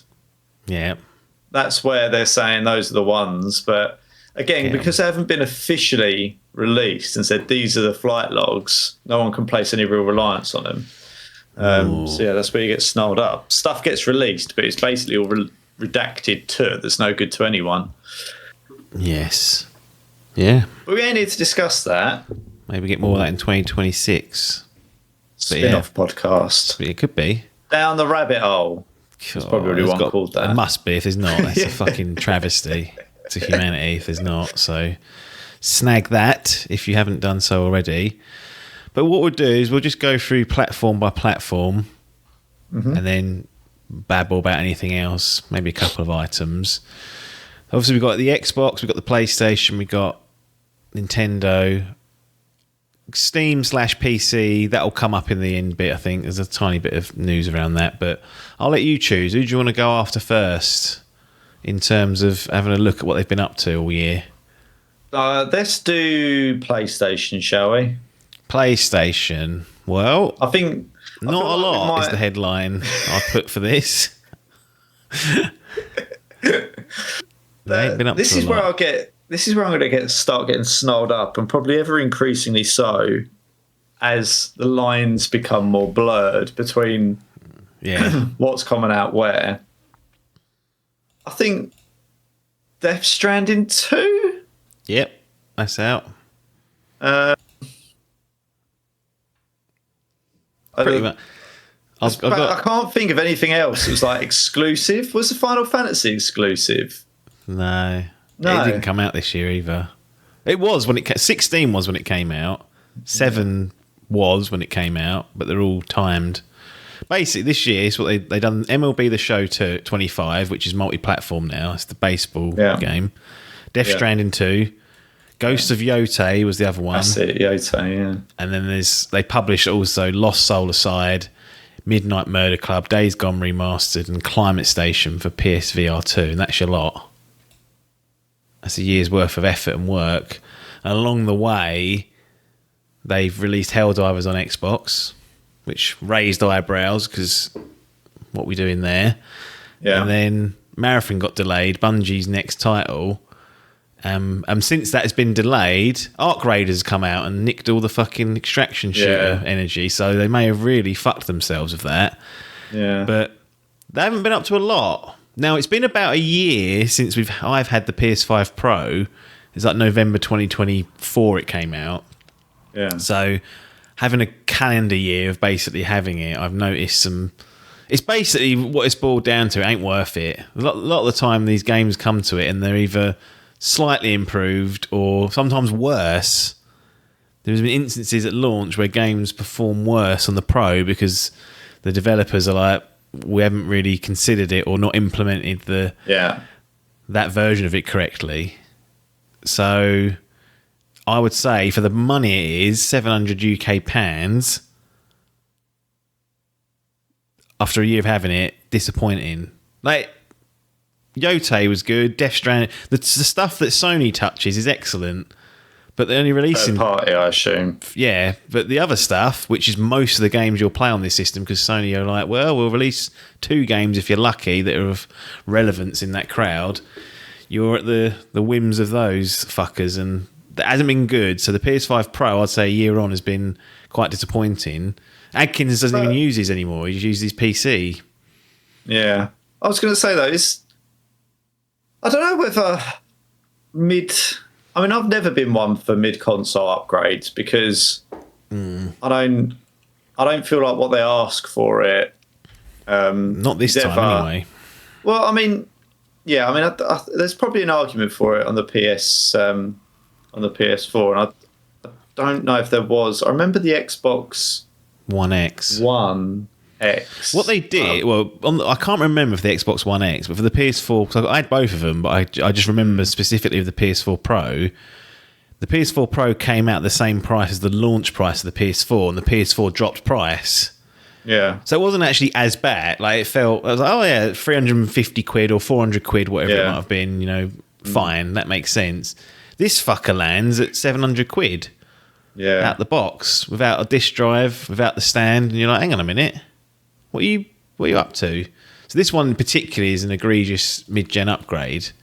Completely unnecessary, really. From the vast majority of people that choose to switch a PlayStation on, it ain't worth it. For those like me who want to try and get the best in the console space. Even that's been a letdown. So they've not really, they've not got it right at all. And I don't know who to blame. Do you blame the idea of the PS5 Pro, maybe, or do you blame the developers and say, well, you useless fucks, or is it something? It's happened so often. Not every game, but there's a good percentage of games that have issues that you start to think, well, is it because the PS5 Pros are a pain in the arse to set up and get the mode correct, or people just not interested? Either way, it don't matter to me, because when I've switch a game on like Skate Story and it runs at 10 FPS, and I'm like, what's going on here? I have to wait a week for them to patch in.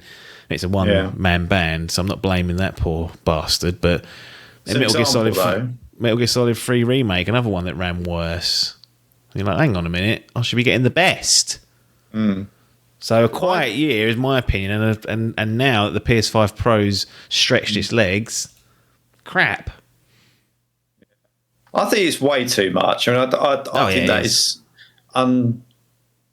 unrealistically ludicrous as a price tag for a mid. Like, because most of the people that want it have already got it by that point. It's not like you're waiting for it. No. I just find it weird. Some people were, ironically, because they thought it was going to come in at the same price as the PS5, and they'd save themselves a bit of money, and then they went 700, and the base PS5 price has gone up throughout the years for inflation. So the cheapest time to get involved was day one in this generation for nearly all the hardware. It's crazy. I don't think that's ever happened that I remember. Not I can recall. It's really bizarre, but no, well, neither do I. I just think, I mean, maybe it's unfair to expect them to put out more games. I think we've always historically said if you get one or two bangers a year, you've done well. So I don't think that, you can argue that the games that they have released, you've got kind of on par with what you'd probably expect is the requirement. But as you say, you kind of then to have a worse experience on the third party stuff. You're sitting there going, for the marginal gains I got on those two games that I played, because most people probably wouldn't have even played both. Like we've said before, Death Stranding is a bit of a niche game anyway, and a lot of people would have been out there for Ghost of Yotai for sure. But yeah, I mean, if you didn't play Death Stranding, that's not your bag, and you've only played Yotai, you're probably left cap in hand a little bit. Seems a bit of a weird one nowadays, console upgrades more so than before. I feel like the gains that you get nowadays are more marginal than before. Yeah. It's not had to save any games, really, the PS5 Pro, whereas the PS4 Pro and the Xbox One X, particularly later on in the generation, when they came out, did save a couple of games from being like pretty grotty to play, whereas most of the stuff's coming out the box, stock Series X or stock PS5, decent shape, like probably never going to beat a PC, but will run high frame rates, 60. There'll be a mode there for you to choose that, and the image quality might be a bit grubby, but it's not the end of the world, and you just get on with it. It's, as you say, it's marginal gains, but it sounds, on the first party front, you get kind of par, I feel like, from PlayStation, but I've never done a mid console upgrade, and I don't think I ever will now at this point. Not for that money. That's just absolutely not worth it. Did you even switch your PS5 on much this year? Genuinely, the most it's been used for is using Sky downstairs. Didn't even know you could still do that for these things. For some reason, I just assumed they cut all that crap out. But they still have the functionality there. You still got the media tab on the menu, so you scroll over to that and you can get all your streaming services. But no, it's been chronically underused. I think Jodie's probably played it more than me. I think she switched on a bit of Sims on there at one point. She's got to be the worst way of playing that, but I don't make the rules. There's nothing. I was thinking about this the other day, actually. Like, I quite frequently, with the PS4, I felt like I wouldn't say constantly switching between them, but I was often had things that I was playing on both, either simultaneously or... What, you mean Xbox and play between the Xbox One and the PS4? And I don't even have the Xbox set up nowadays. That's a waste of time. And the PlayStation's downstairs. It's just... I I mean, look, I got the PC, so that obviously changes everything. Yeah, it does. And it's definitely going to be the best way for me to play games nowadays. But I still like the accessibility of some stuff. There used to be a value proposition of the consoles that I liked. The streaming services, the free games and things like that used to come along with it. But that's largely gone now, I'd say. Yeah. Like, you used to get your monthly free games and stuff like that. And I'm like, well, I might as well, like, what's the advantage of me subscribing to one of those over having a Steam library? Or I get more value from the Epic Store at the minute than I do anything else. Don't say that. You're not allowed to praise the Epic Store ever. I saw saying a clip of someone who was streaming, and I think there's always been this PC master race conversation, but there's still this sort of view that I think console gaming is the best value. And I'm just like, well, I feel like it's becoming way less blurred. 5 years ago, I'd have said definitely. Yeah. I don't know now. I mean, you don't have to pay what I paid for a PC, that's for sure. But you can get, I think, a decent rig, probably not far off. Probably a bit more than what you paid for the PS5 Pro. But it's not... The distance is closing, I think. And for all the subscription stuff, the cost of games and all that kind of stuff, I'm like, well... I don't know anymore what the answer is. No. Mucky. Very. So with PlayStation, we're basically saying par and didn't do enough to drag you out of... I thought you tried to play Astro's Playroom at some point. I completed Astrobot. Oh, right. So that got done. I can't remember if I played that earlier this year, though, or last, in all honesty. So that was the last game that I bought and played on it, yeah. Yeah. I mean, look, I've been quite open around the PlayStation. I will basically play very few games on it, and they'll all be PlayStation first-party stuff. Yeah. So I will still do it. Like, if and when a new Uncharted comes out or something, like I would play it. But all the stuff that's kind of being released is outside of my wheelhouse at the minute. Yeah, that's what happens when you only have a couple of games out a year, and one of them's Death Stranding. You cut off 70% of the audience of interest because it's a niche. Well, yeah, I mean, look, the thing is, like, if I didn't have the PC and I didn't have an Xbox and I only had a PlayStation, I would have still played Battlefield on it. I'd have still, there would have been games that I would have got on it, but it wouldn't have been because of the PlayStation. It would have just been because they're available on it, if that makes sense. Yeah. That makes sense completely. They seem to be not treading water, but they're definitely not going out there really exciting the fan base at the moment. They're doing enough. They're doing enough to just keep things up, mainly because their main competitor or their most similar competitor, Xbox, has kind of thrown the towel in to a certain extent of being like a proper challenger to it. So they've just been able to benefit by sitting there and not making any howlers. Just been like, okay, we'll just have Halo over here, which obviously we'll get to and whatnot. But I think they're just obviously we'll have a new generation probably in 2028? No, maybe 27. So another calendar year and a half before that all kicks off. So still plenty of time to get some bits and pieces out. But they're not as prolific. Games are taking longer in general. But who knows? They're doing enough, really, and it's inertia again. Just PlayStation being the market for whatever that console market is outside of the Switch that don't want to get a PC. That's the de facto place where people go, so they're always going to benefit from that. We do have Xbox, we do have Nintendo to do. Where do you want to go next in this flow chart? Let's do Nintendo. Cool. So really a big year for Nintendo. Where the Switch 2 launched, came out, and Mario Kart World release date, and then we had Donkey Kong Bonanza. Did you buy it? You didn't get one, did you? A Switch 2 in the end? Just chipped it off and thought that's not. Is that because the Switch OG was just? We talk about the PS5 being a dust collector, but the Switch just was struggling, or was you like, I don't need to because there's nothing coming out. I can just play it on my Switch 1 for the most part. Well, I think I'm just less fussed about Switch games in general. I don't like handheld gaming. No, I really just don't like it. So I'm never going to play it like that. So there's no advantage to me having that stuff, like the screen and all those different things. I'm like, I don't really care. And I'll be honest, like when I get the time to play games, the Nintendo ones aren't top of my list.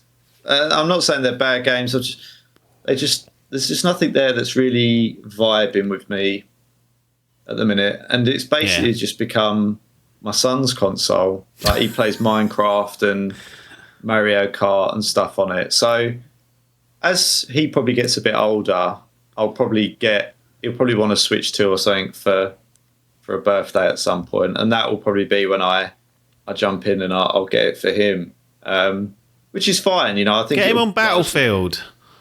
He comes in and watches sometimes, but he's like, what you? He does. He comes in and I'll be playing something on here. And he'll be like, what's going on? He like watches Rocket League over my shoulder. He kind of understands that, but you get Rocket League on the Switch. It's free to play, isn't it now?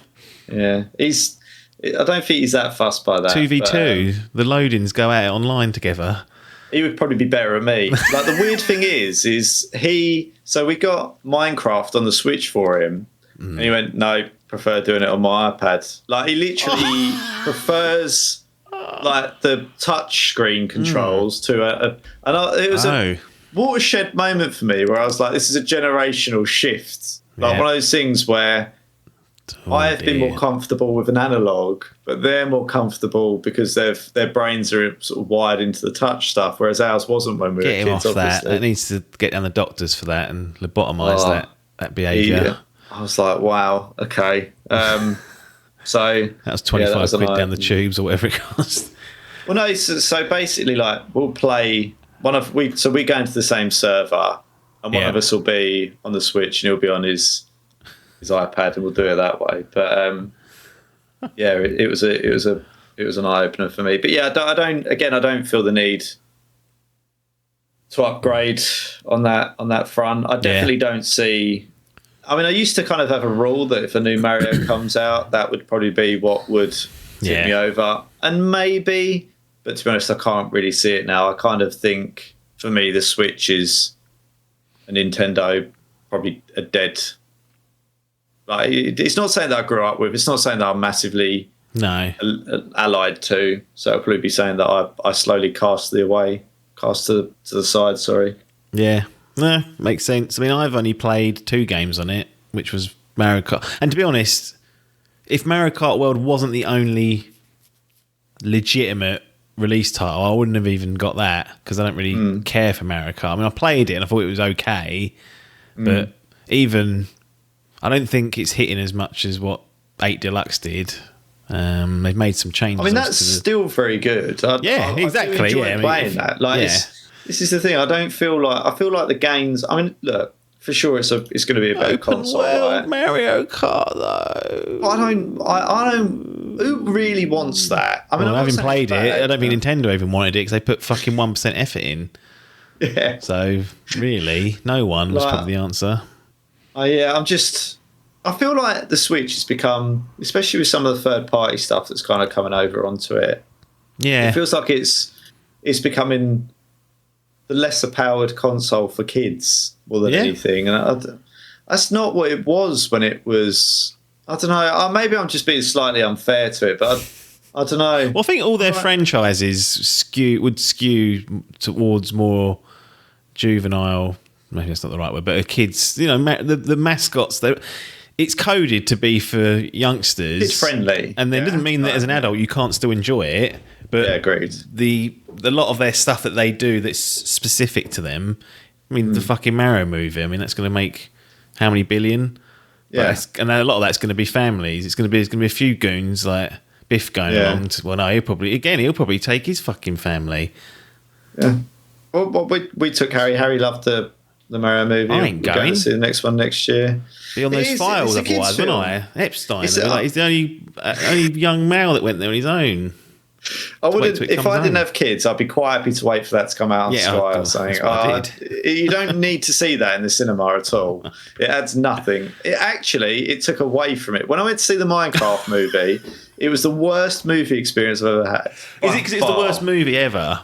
It was both. It was not a good film, and you had this whole thing that went along with it, where everyone was shouting out and cheering and all this sort of stuff. I was like, what? I was like, what are we doing here? So it's the worst way to watch a film anyway. You're better off not watching that stuff in the cinema. But I know what you mean. It is. I guess it has always been that way, but it feels like it's kind of shifted even more so to kind of play into that, which isn't necessarily a bad thing. I think actually the others have shit. I think if we use PlayStation as the other analog, because they were there fighting it out before Xbox come along.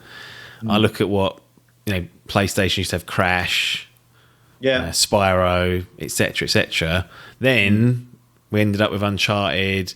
Then you get things like The Last of Us. Then you get God of War. Like they started to change things and actually left behind a lot of the family stuff until Astrobot, really. Yeah, it's very true. Yeah, I think they went into a different market and tried to capture the adult gamer in that sense. And Nintendo stayed the course. And when you've got Pokemon attached to your brand as well, you're always going to have a leg up. But I mean, look, what they do is very successful and they do it very well. But I just feel like as I'm getting older, I feel like I'm less.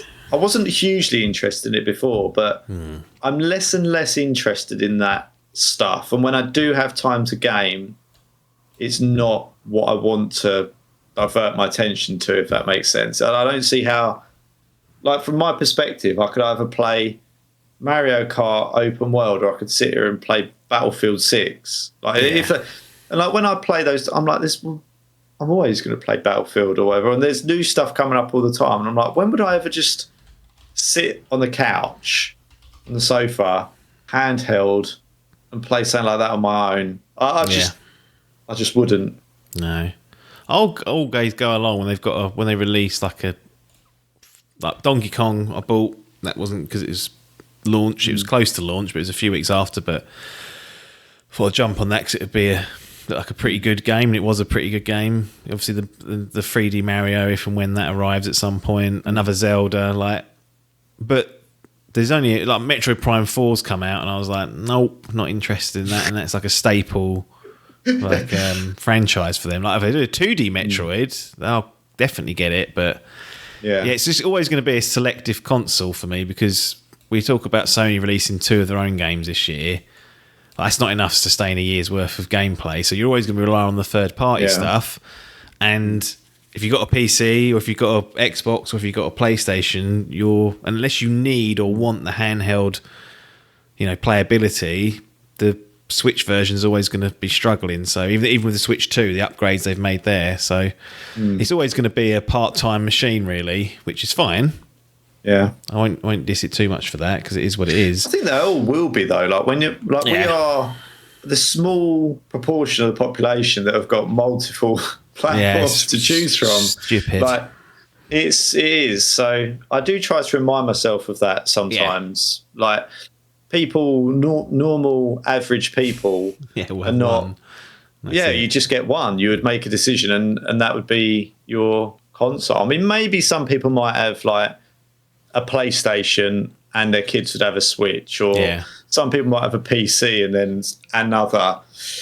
Very few people will go like me. I've got at the moment a PC. I've got an Xbox, I've got a PlayStation and a Switch in the house. And you've got even more. You've got the top tier, arguably, of all of those as well. So between us, we've got the capability to choose the best way to play everything. And because of that, you're never going to play something stupid come out on the Switch. You're never going to play. I'll play Hogwarts Legacy on there when I get round to it. It'll go on. Do you know what I mean? But then if you're Epic a kid, have given that away to me. So again, we're slagging them off. Yeah. Give it me. Part of me really wants to play that again, but it's not a short game. No. And I'm not sure I've got the stamina to get through it all again. It was very good, though. It was very good. But no, I mean, the Switch 2 itself, I am pleased that they've, at least for now, and we'll see how they develop over the years. They've cleaned up the docked experience where it's not so eye-wateringly horrible just to look at. So, like, you know, I was playing Donkey Kong and Mario. Like, yeah, this looks decent on the TV. So that was my main want from this. 720p in it on the Switch. What, the OG Switch? Yeah, I feel like lower than that. Even there's been, if you run the numbers, like, and there's no upscaling. They've got DLSS in Switch 2, so it just looked rough as houses. So I'm obviously cognizant that that's because we're very early in the Switch 2's life cycle. As technology moves on again, will they be able to keep that up? That's always the worry, but that's a wait and see jobby. But yeah, I mean, you've said they're probably doing very well. The Switch 2 is selling very well. It's tracking hotcakes to be huge. Yeah, but the good thing is you can just get one still. Yeah, like, I think that helps because you got this pent up demand. If you can just walk into a shop and get one, well, then you've sold a unit. If you've got 10 people who want one, there's nothing in the shop. Well, you're not getting anything. So I know there's people going, oh, it hasn't even sold out yet. And I'm like, well, I don't think that matters. I think they're just selling at such a brisk pace that they're laughing. Like, I think it goes to show, I think it's good. Like, you don't want to be scrabbling around for one because that pushes the prices up. Sometimes I think that it annoys people as well. I've seen towns thrown in because they can't get hold of it. Make them scarce because they can keep the prices up here. Yeah, it actually benefits them. Whereas if they're cheaper, then there's you can have a bit of price competition. Yeah, competition. Yeah. Absolutely. Any other words on Nintendo? No, I mean, I think, as always, they seem to release a shit ton every year, right? One way or another. And again, like, good or not? I mean, but if you've got kids, there's always going to be plenty to keep them entertained on there. So you again, as a value proposition, an overall value proposition, you have to say that it's good. Like it ticks a lot of the boxes that you'd want. Absolutely. Xbox, Phil & Co. Here's the games they published this year. So not all necessarily first party, although one of them's not. But they published these games. Avowed, South of Midnight, Gears of War Reloaded, Keeper, Ninja Gaiden 4, The Outer Worlds 2, Tony Hawk's Pro Skater 3+4, Call of Duty Black Ops 7, Doom The Dark Ages, Elder Scrolls, is that 4? Oblivion Remastered. So they're all the new stuff that they released. That's through Activision and Bethesda. Well, yeah, some of that's not, is it? But a lot of it is. And here's the multi-platform phase. This is in conjunction to what they've just done there. Some of that was released on multi-platform. Some of it wasn't, like Gears of War, which we'll get to separately. But Age of Mythology came to PS5. Forza Horizon 5 came to PS5. Age of Empires 2, PS5. PS5 version of Senua's Sacrifice Hellblade. Senua's Saga 2 Hellblade came to PS5 for the first time. Flight Simulator 2024 came to PS5 in 2025 for the first time, but they're kicking themselves naming it after a year. And they've also obviously announced that Halo, the remake of the original, will be coming to PS5 and Xbox and other platforms in 2026. In terms of raw numbers, that's the title, isn't it? There's stuff to play, but it's like Doom. Yeah. Some people want to play that for sure. I mean, it's your favourite? Black Ops 7. What's your favourite off-spin other than Modern Warfare? It needs fucking... It needs a good hard look. I mean, the problem is they've been... And this is my biggest criticism of Microsoft, is they've just not been very good at inventing new stuff, like in terms of new IPs. And they're still out there. I mean, when you listen to that list of what they're doing this year and next year, they're still talking Gears of War and Halo. Like, they're still being propped up by that shit. Like, they're re-releases, though. Get them on the PS5 so the PlayStation fans can get involved. I get that, right? And I'm not against it. But it's like, where's the new shit to get excited about from a Microsoft South of Midnight. Avowed. the problem is they've just released 2 as well. Like, what was that we got excited about last year? And it was a fucking horror show. I can't even remember it. Yeah, well, it was literally coming to Game Pass. I think you and I had already said this looks like it could be a goer. What was it? It was literally fucking Killed 'em last year. And Phil had to come out and go, yeah. It wasn't Redfall, was it? Yeah. That was a couple of years ago, but yeah. Was that not last year? 2023, yeah. Yeah. Jesus. It's the trouble. The shit stains stick, unfortunately, for Microsoft, and they've had a habit of every year seeming to have some sort of diarrhea they have to clean up. And outside of the games I just listed there, they cancelled Perfect Dark, they binned Everwild, they closed the Initiative studio, which was working on Perfect Dark. That was their new studio they created from the ground up. They shut them down. Last year they shut down Tango Gameworks and a few other things in the Bethesda family. Then this year, to really put the diarrhea in, they bumped up the price of Game Pass, changed the tier names, and fucked about with what was in the middle tier of Game Pass so that you don't get day one first party stuff. You have to wait a year to get them there. It's now $22.99 to get Game Pass Ultimate a month, which was $14.99 before. So I'd like to know who's still going yet.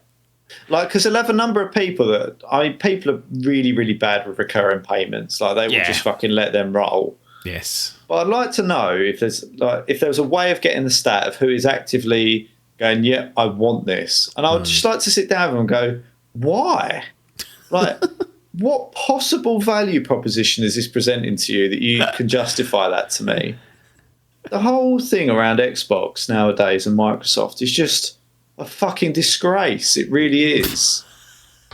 Compared to what you and I have sat here many times over the years and gone, that Xbox Game Pass is a no-brainer. Yeah, yeah. Like, quite happy to pay what it used to be like £8 a month or something for it, and be able to take your pick of all the stuff on there. Like, it was a no-brainer.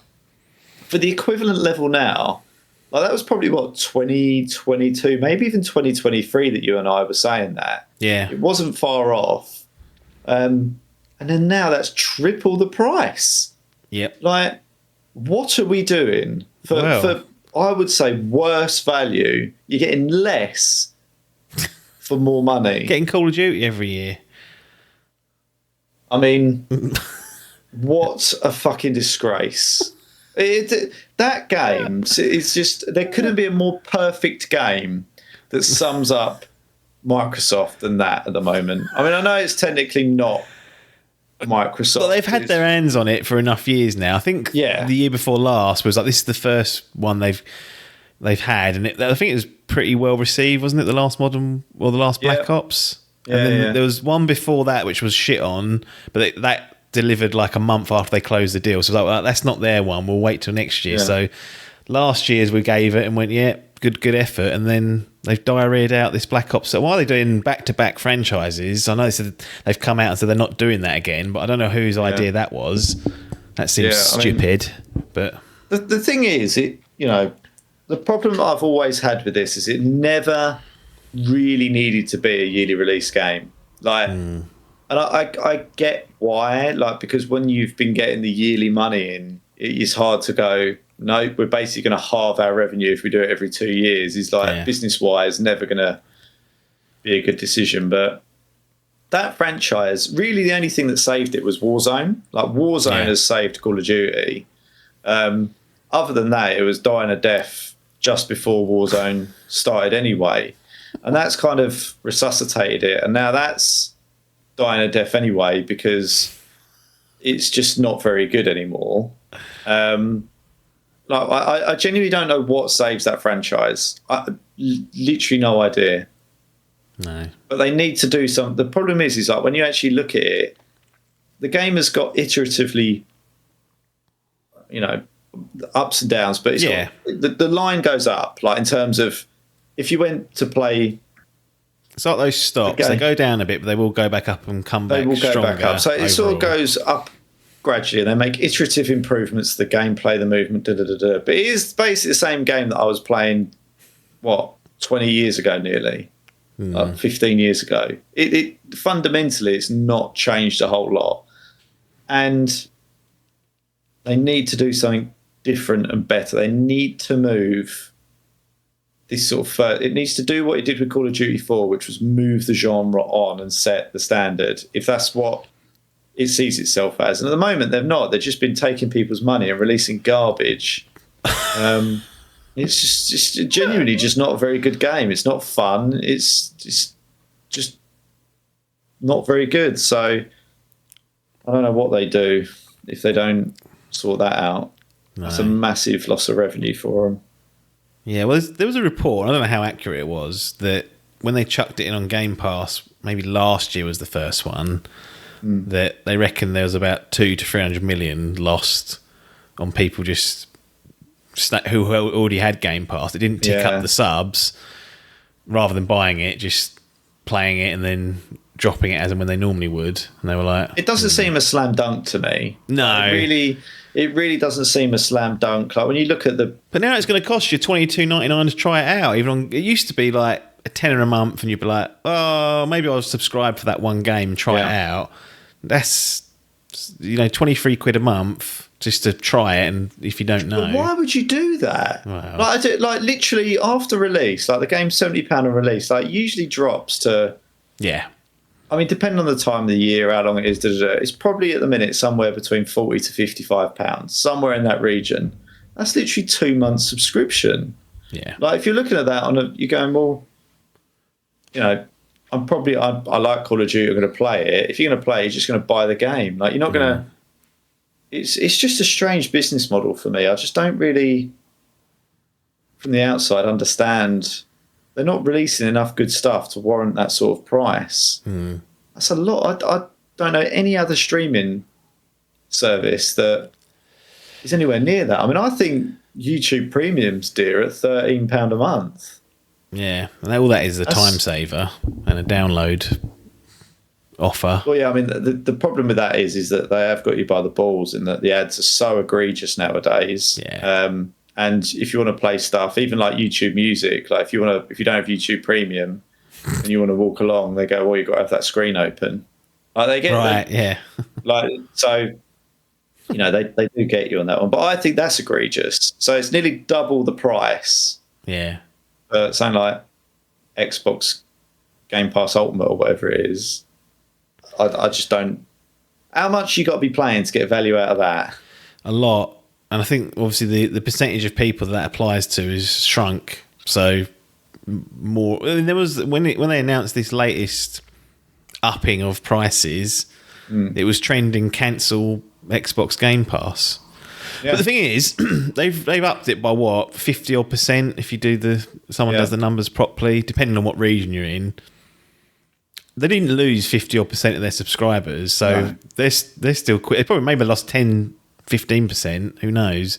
But they've still laughed all the way to the bank. It's worked from that perspective. If you lose 30%, if you lose a third, you're still 20% up. Yeah, exactly.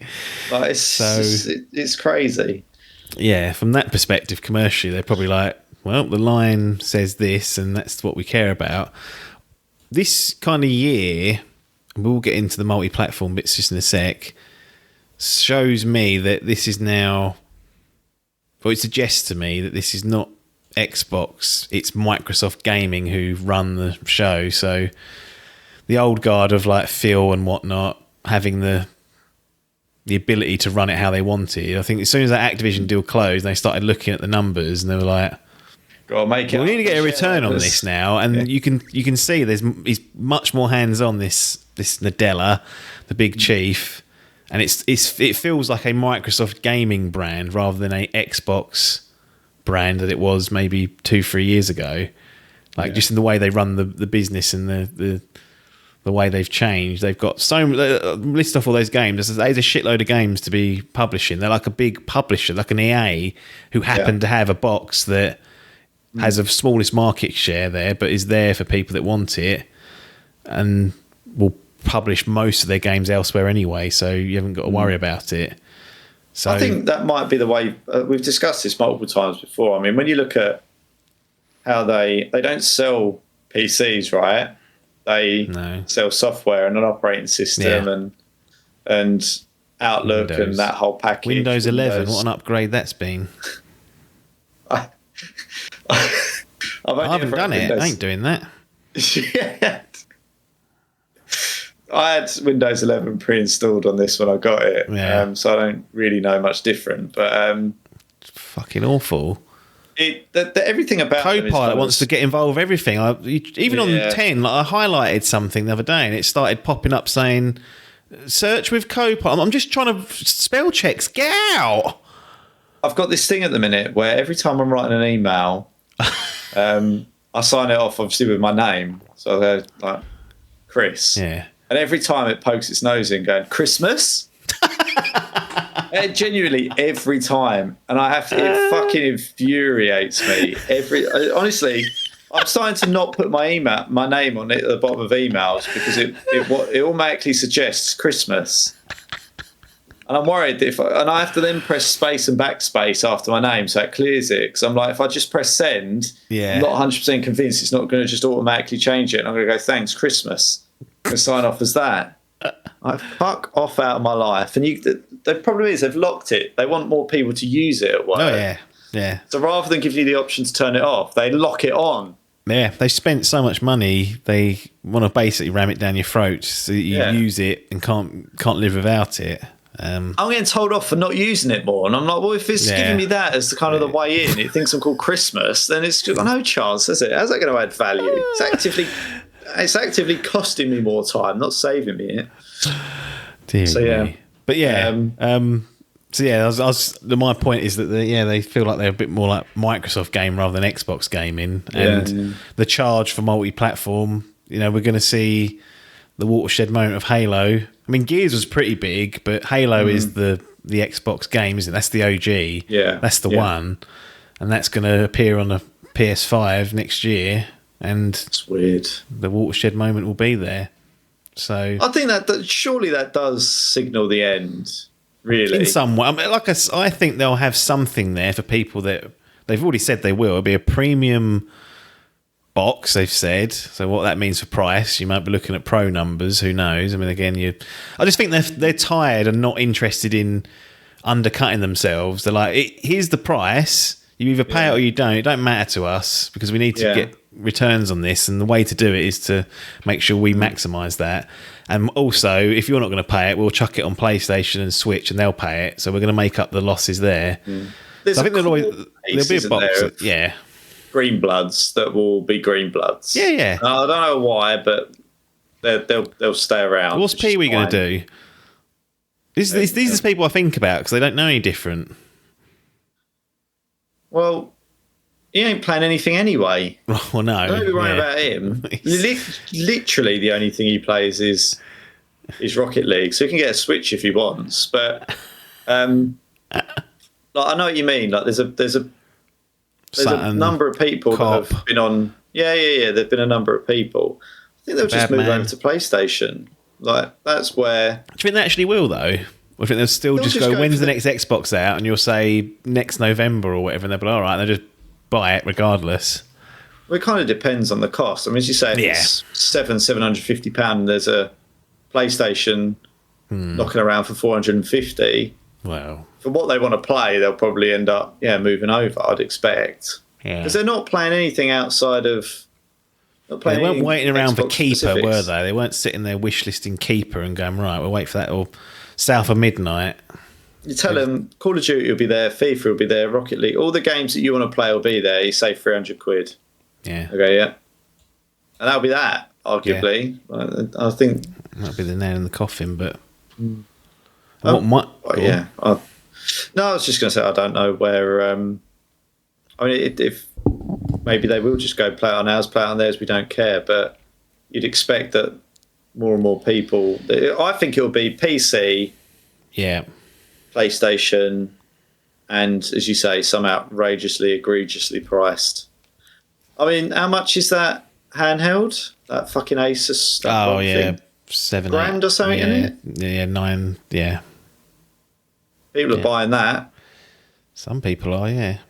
So, Shows you that there is a market for saying some overpriced toots somewhere. Well, that PS5 Pro is overpriced too. I've already said that. So it caught me in that fucking vortex. So it happens to the best of us, unfortunately. What Xbox have done, I will say this on a positive note, and I think long term this isn't good, but short to medium, is really made my mind up that I wouldn't ever need to.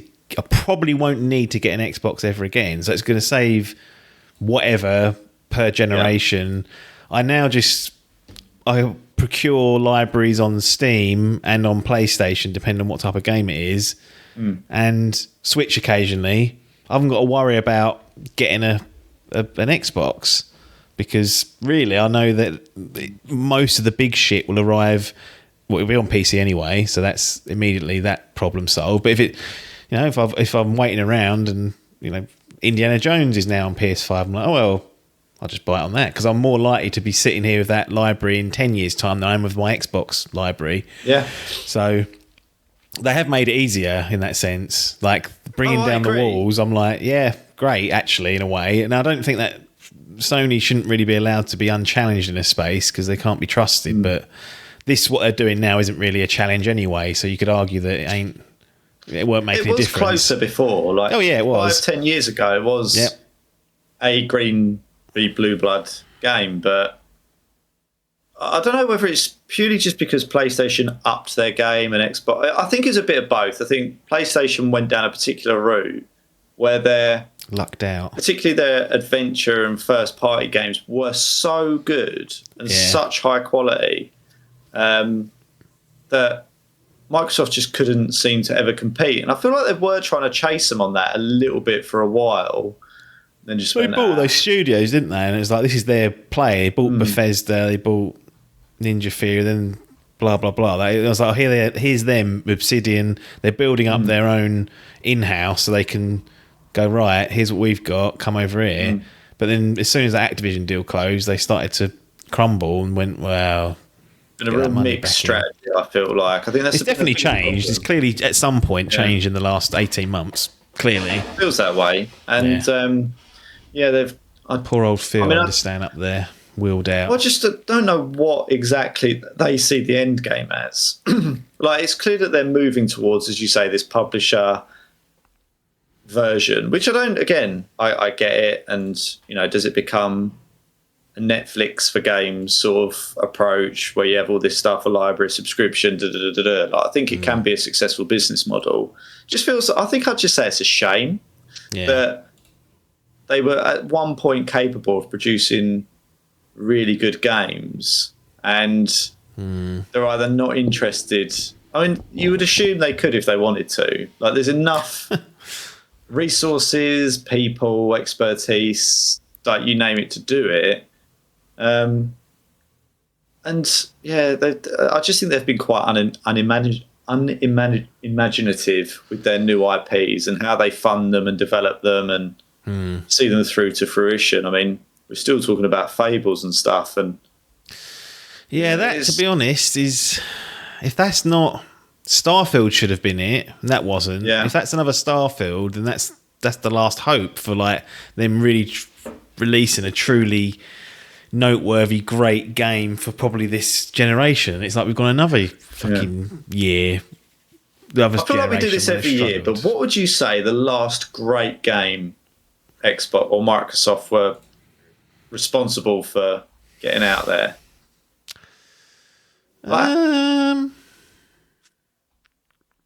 That's a really tough question, and I'm not sure what the answer is. I haven't got a game in mind particularly. I don't. I haven't. I do want to play indies. That it could. You could argue maybe one of the Doom games. Doom. I think Doom. But they bought. This is the other thing. They bought all that stuff. I think that's. You talked about them not being creative. I think that's what happens when you buy that's already mature.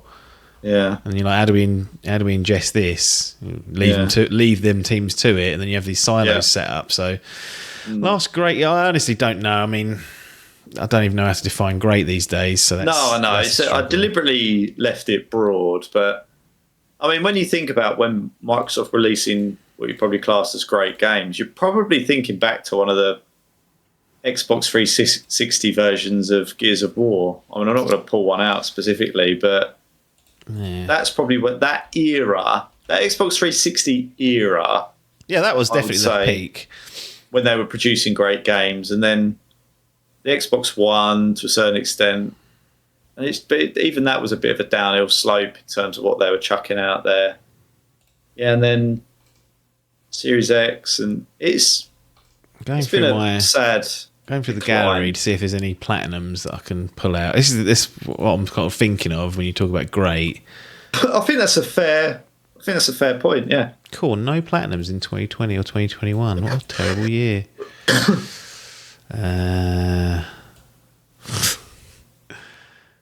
It's damning though, right? Like, they've probably produced some good games, but what about the golds? There must be a gold lurking somewhere.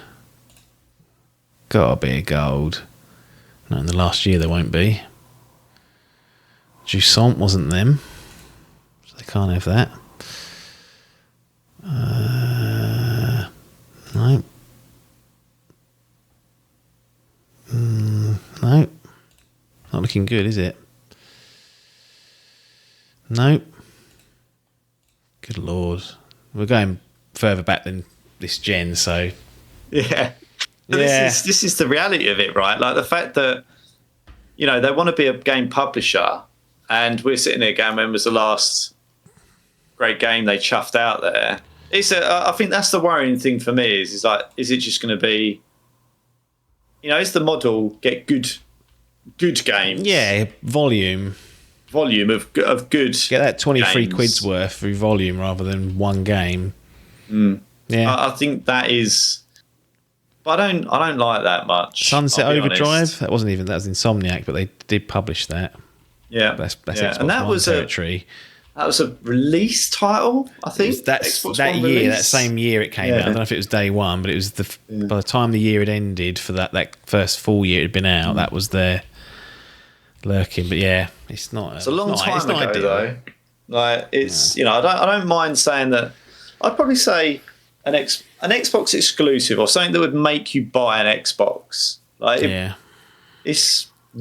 feel like it's just a bit of a sad decline. I'm surprised that Phil is still knocking around. Do you mean booted, or do you mean him just walking away thinking, I'm not, whatever I had in mind ain't happening? Walking away. Yeah. But the numbers must be good enough that they're going, well, the numbers are keeping... You're doing we're not interested in sentiment or ratings and rankings. We're interested in numbers, and ultimately the numbers must be doing the talking. They said, "Don't need that. We want raw numbers."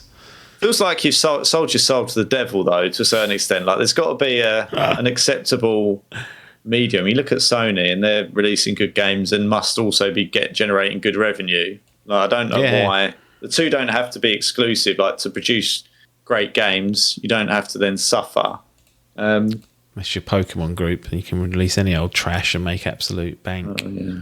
Indeed. So that's that. But yeah, it is a bit of a sad decline. I mean, probably it'd be interesting to see whatever their next box is. But the thing is, though, as I sit here now, I've got here's the one thing I'll say that might save it, and this will get us into best of the rest potentially, which won't be that long.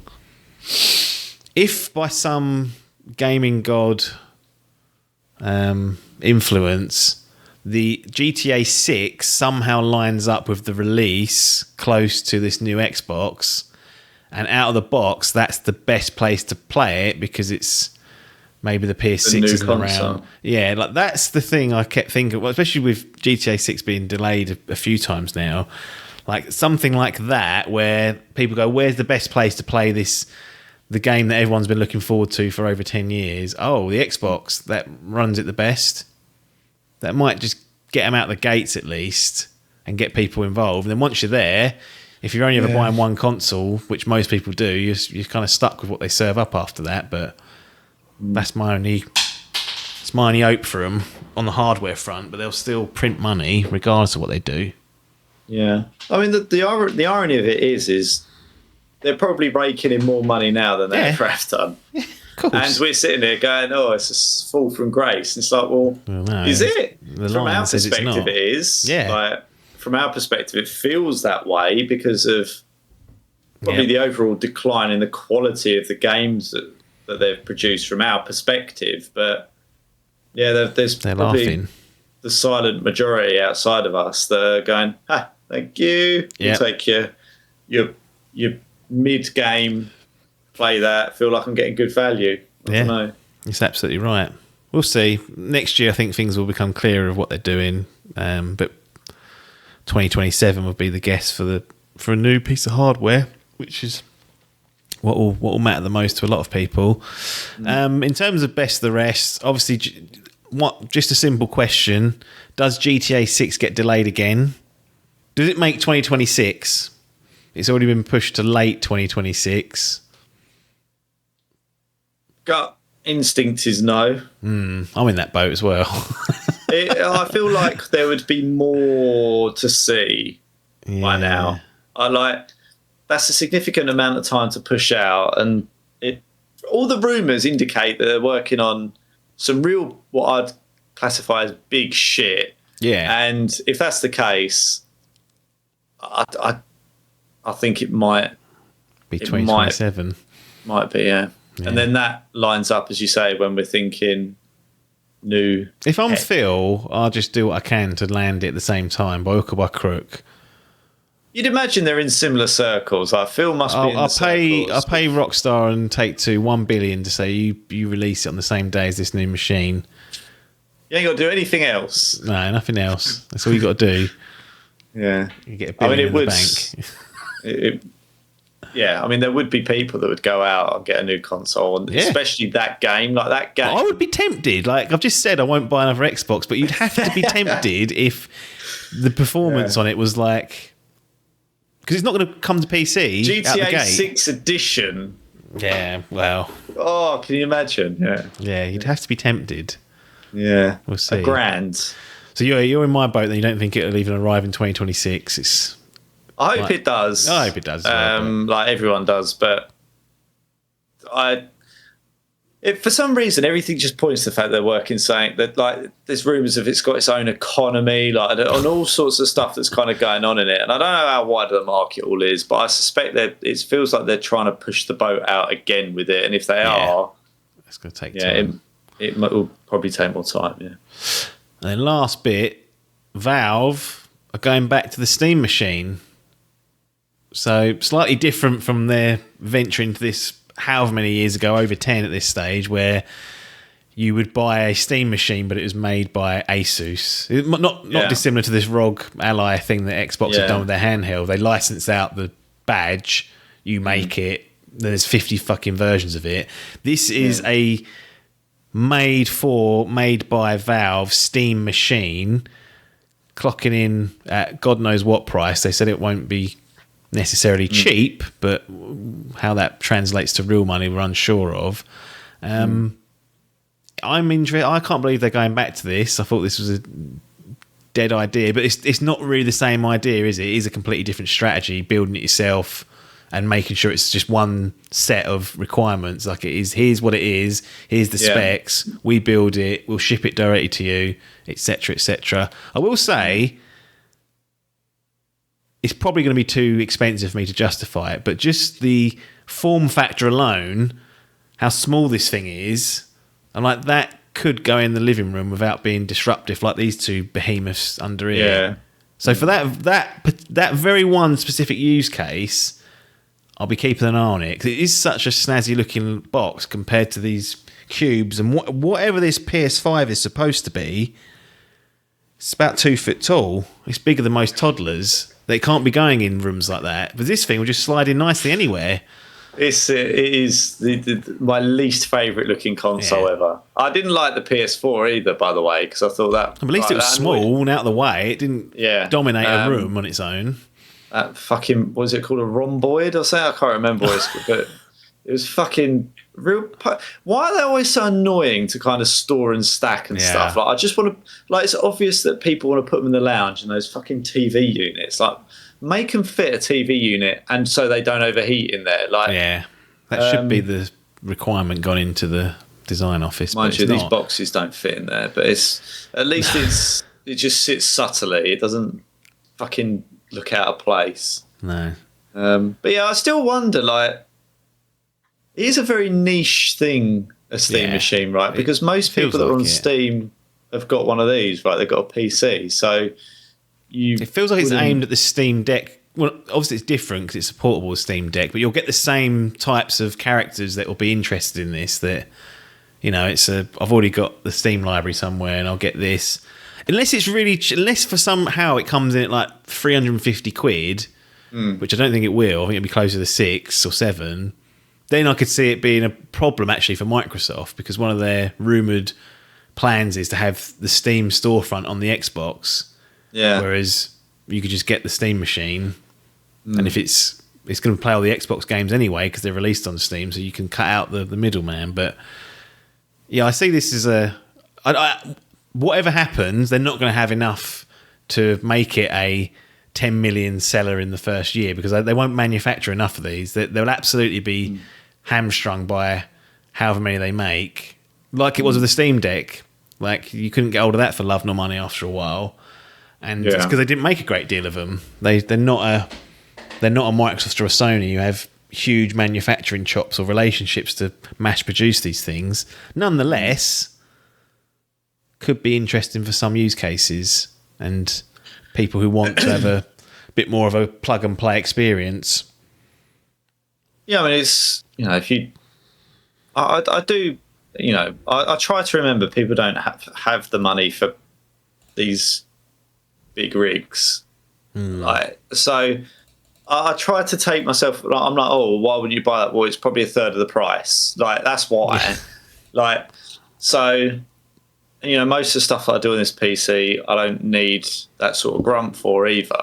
Like, so it's like having a fast car. It's excessive. You can only go 70 mile an hour most of the time. So what are you doing? Well, you can't if you go well over that. I've seen it. Yeah. Nice. But so I do get there is a wider use case. It just seems sometimes I'm just like, why would I just feel like if you're spending, say that was 600 quid, like, why would you not spend a bit extra on a, like, I'm just sort of, why would you not? But then maybe people just go, I just don't want the hassle. That's all I want. It does exactly what I need. I'll get that. And I like Steam. Done.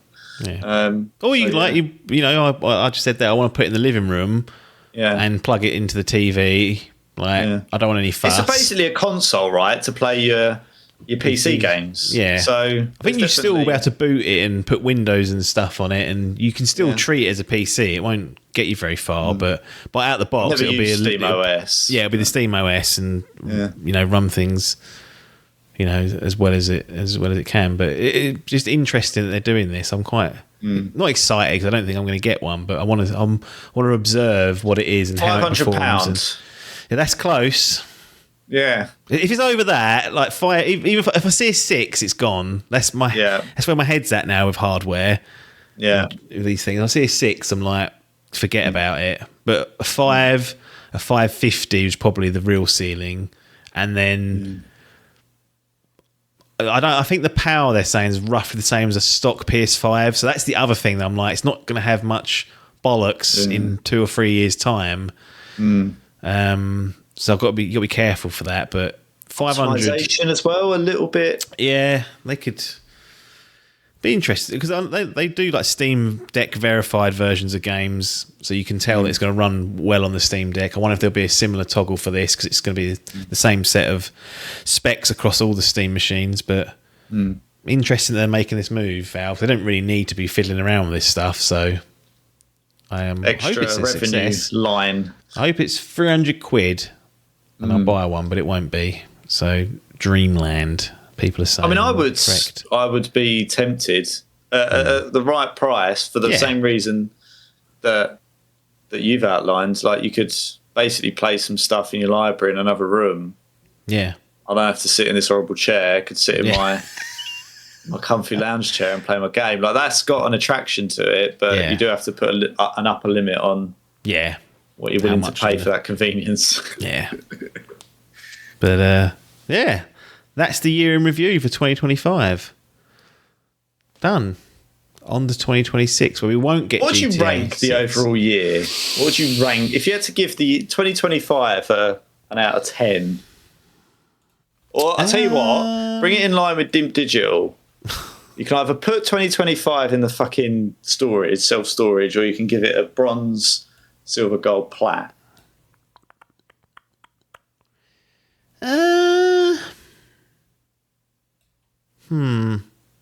Probably. I really like Death Stranding 2. To be honest, I haven't played a great deal of 2025 games again. You played Yotai, right? Yeah, it was good.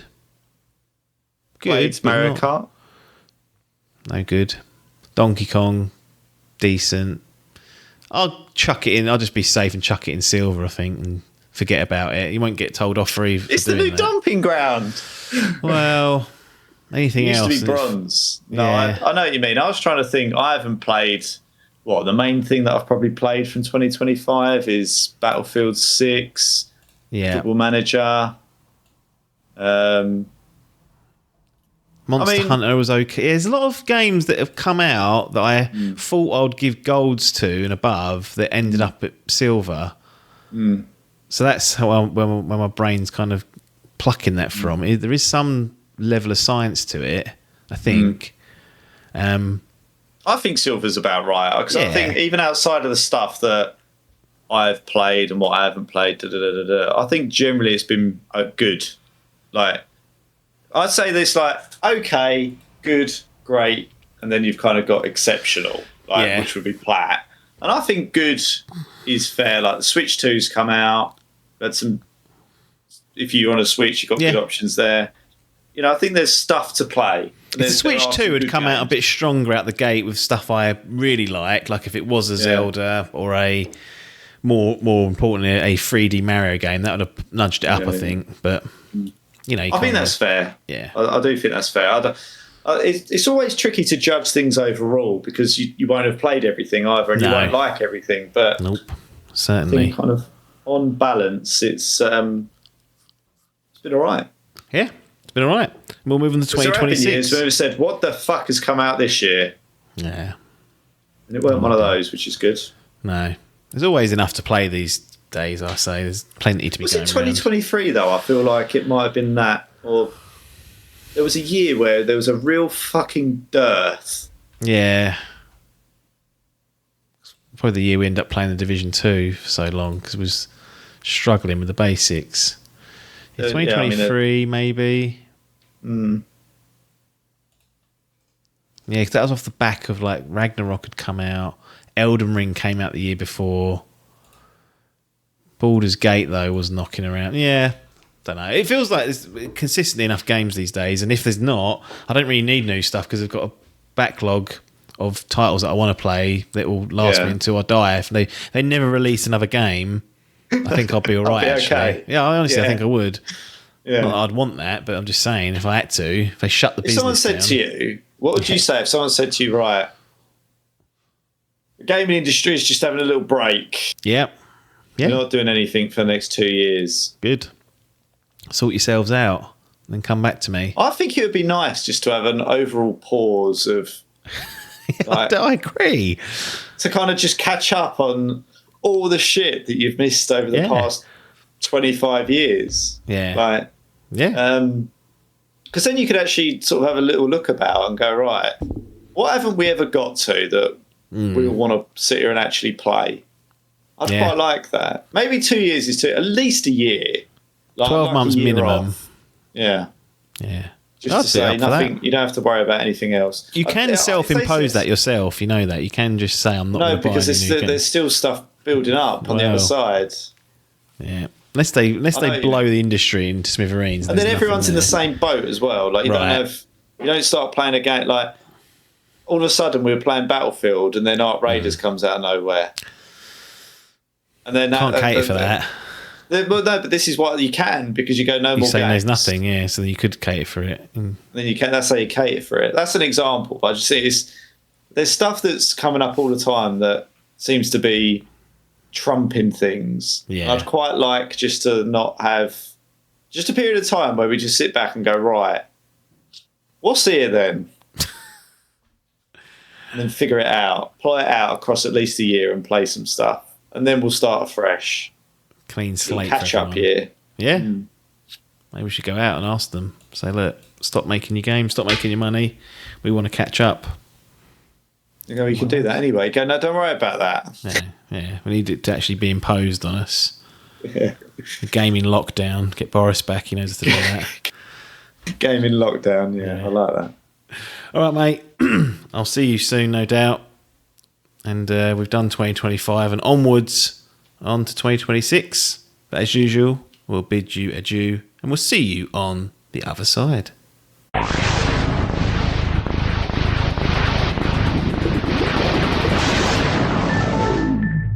So there we have it. The Idle Game Chat festive special is in the books. It looks like the quiz went down well with the competitors. I'll be interested to hear the audience feedback. Certainly some learnings for me to take out in terms of perhaps doing a better job, particularly for you audio listeners that are out there, of trying to track the scores properly. Because the scoring system is different. It's based on time and accuracy. They rack up into the thousands, so it's not like it was before. It'd be like, 8 points to Adkins. It'd be like, it's 12,620 to Adkins and 12,700 to...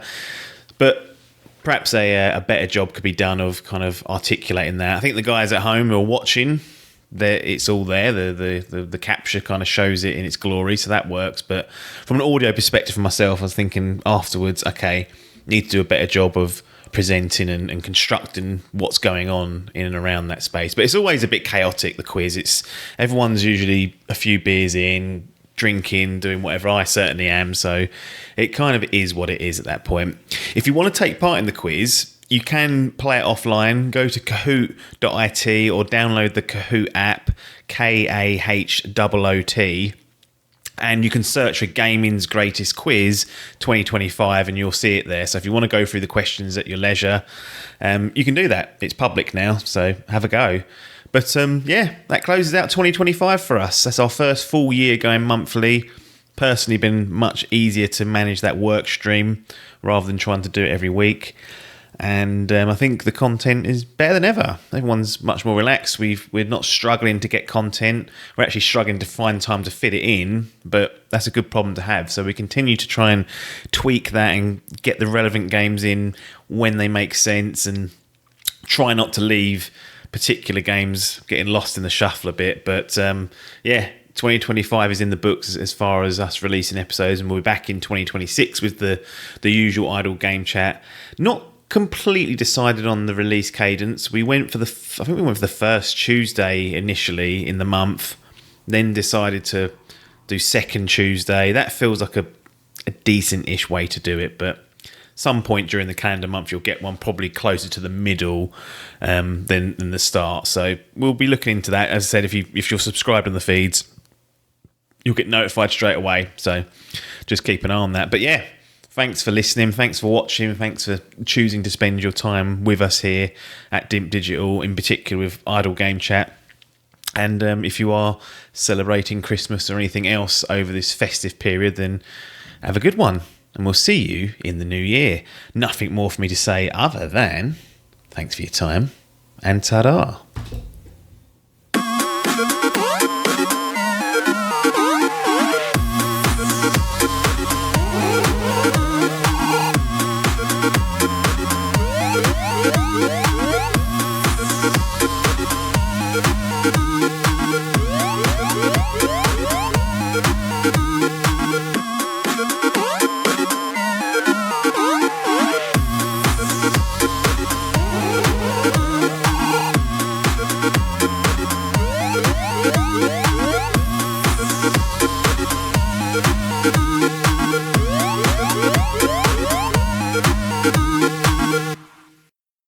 This was a Dimp Digital production.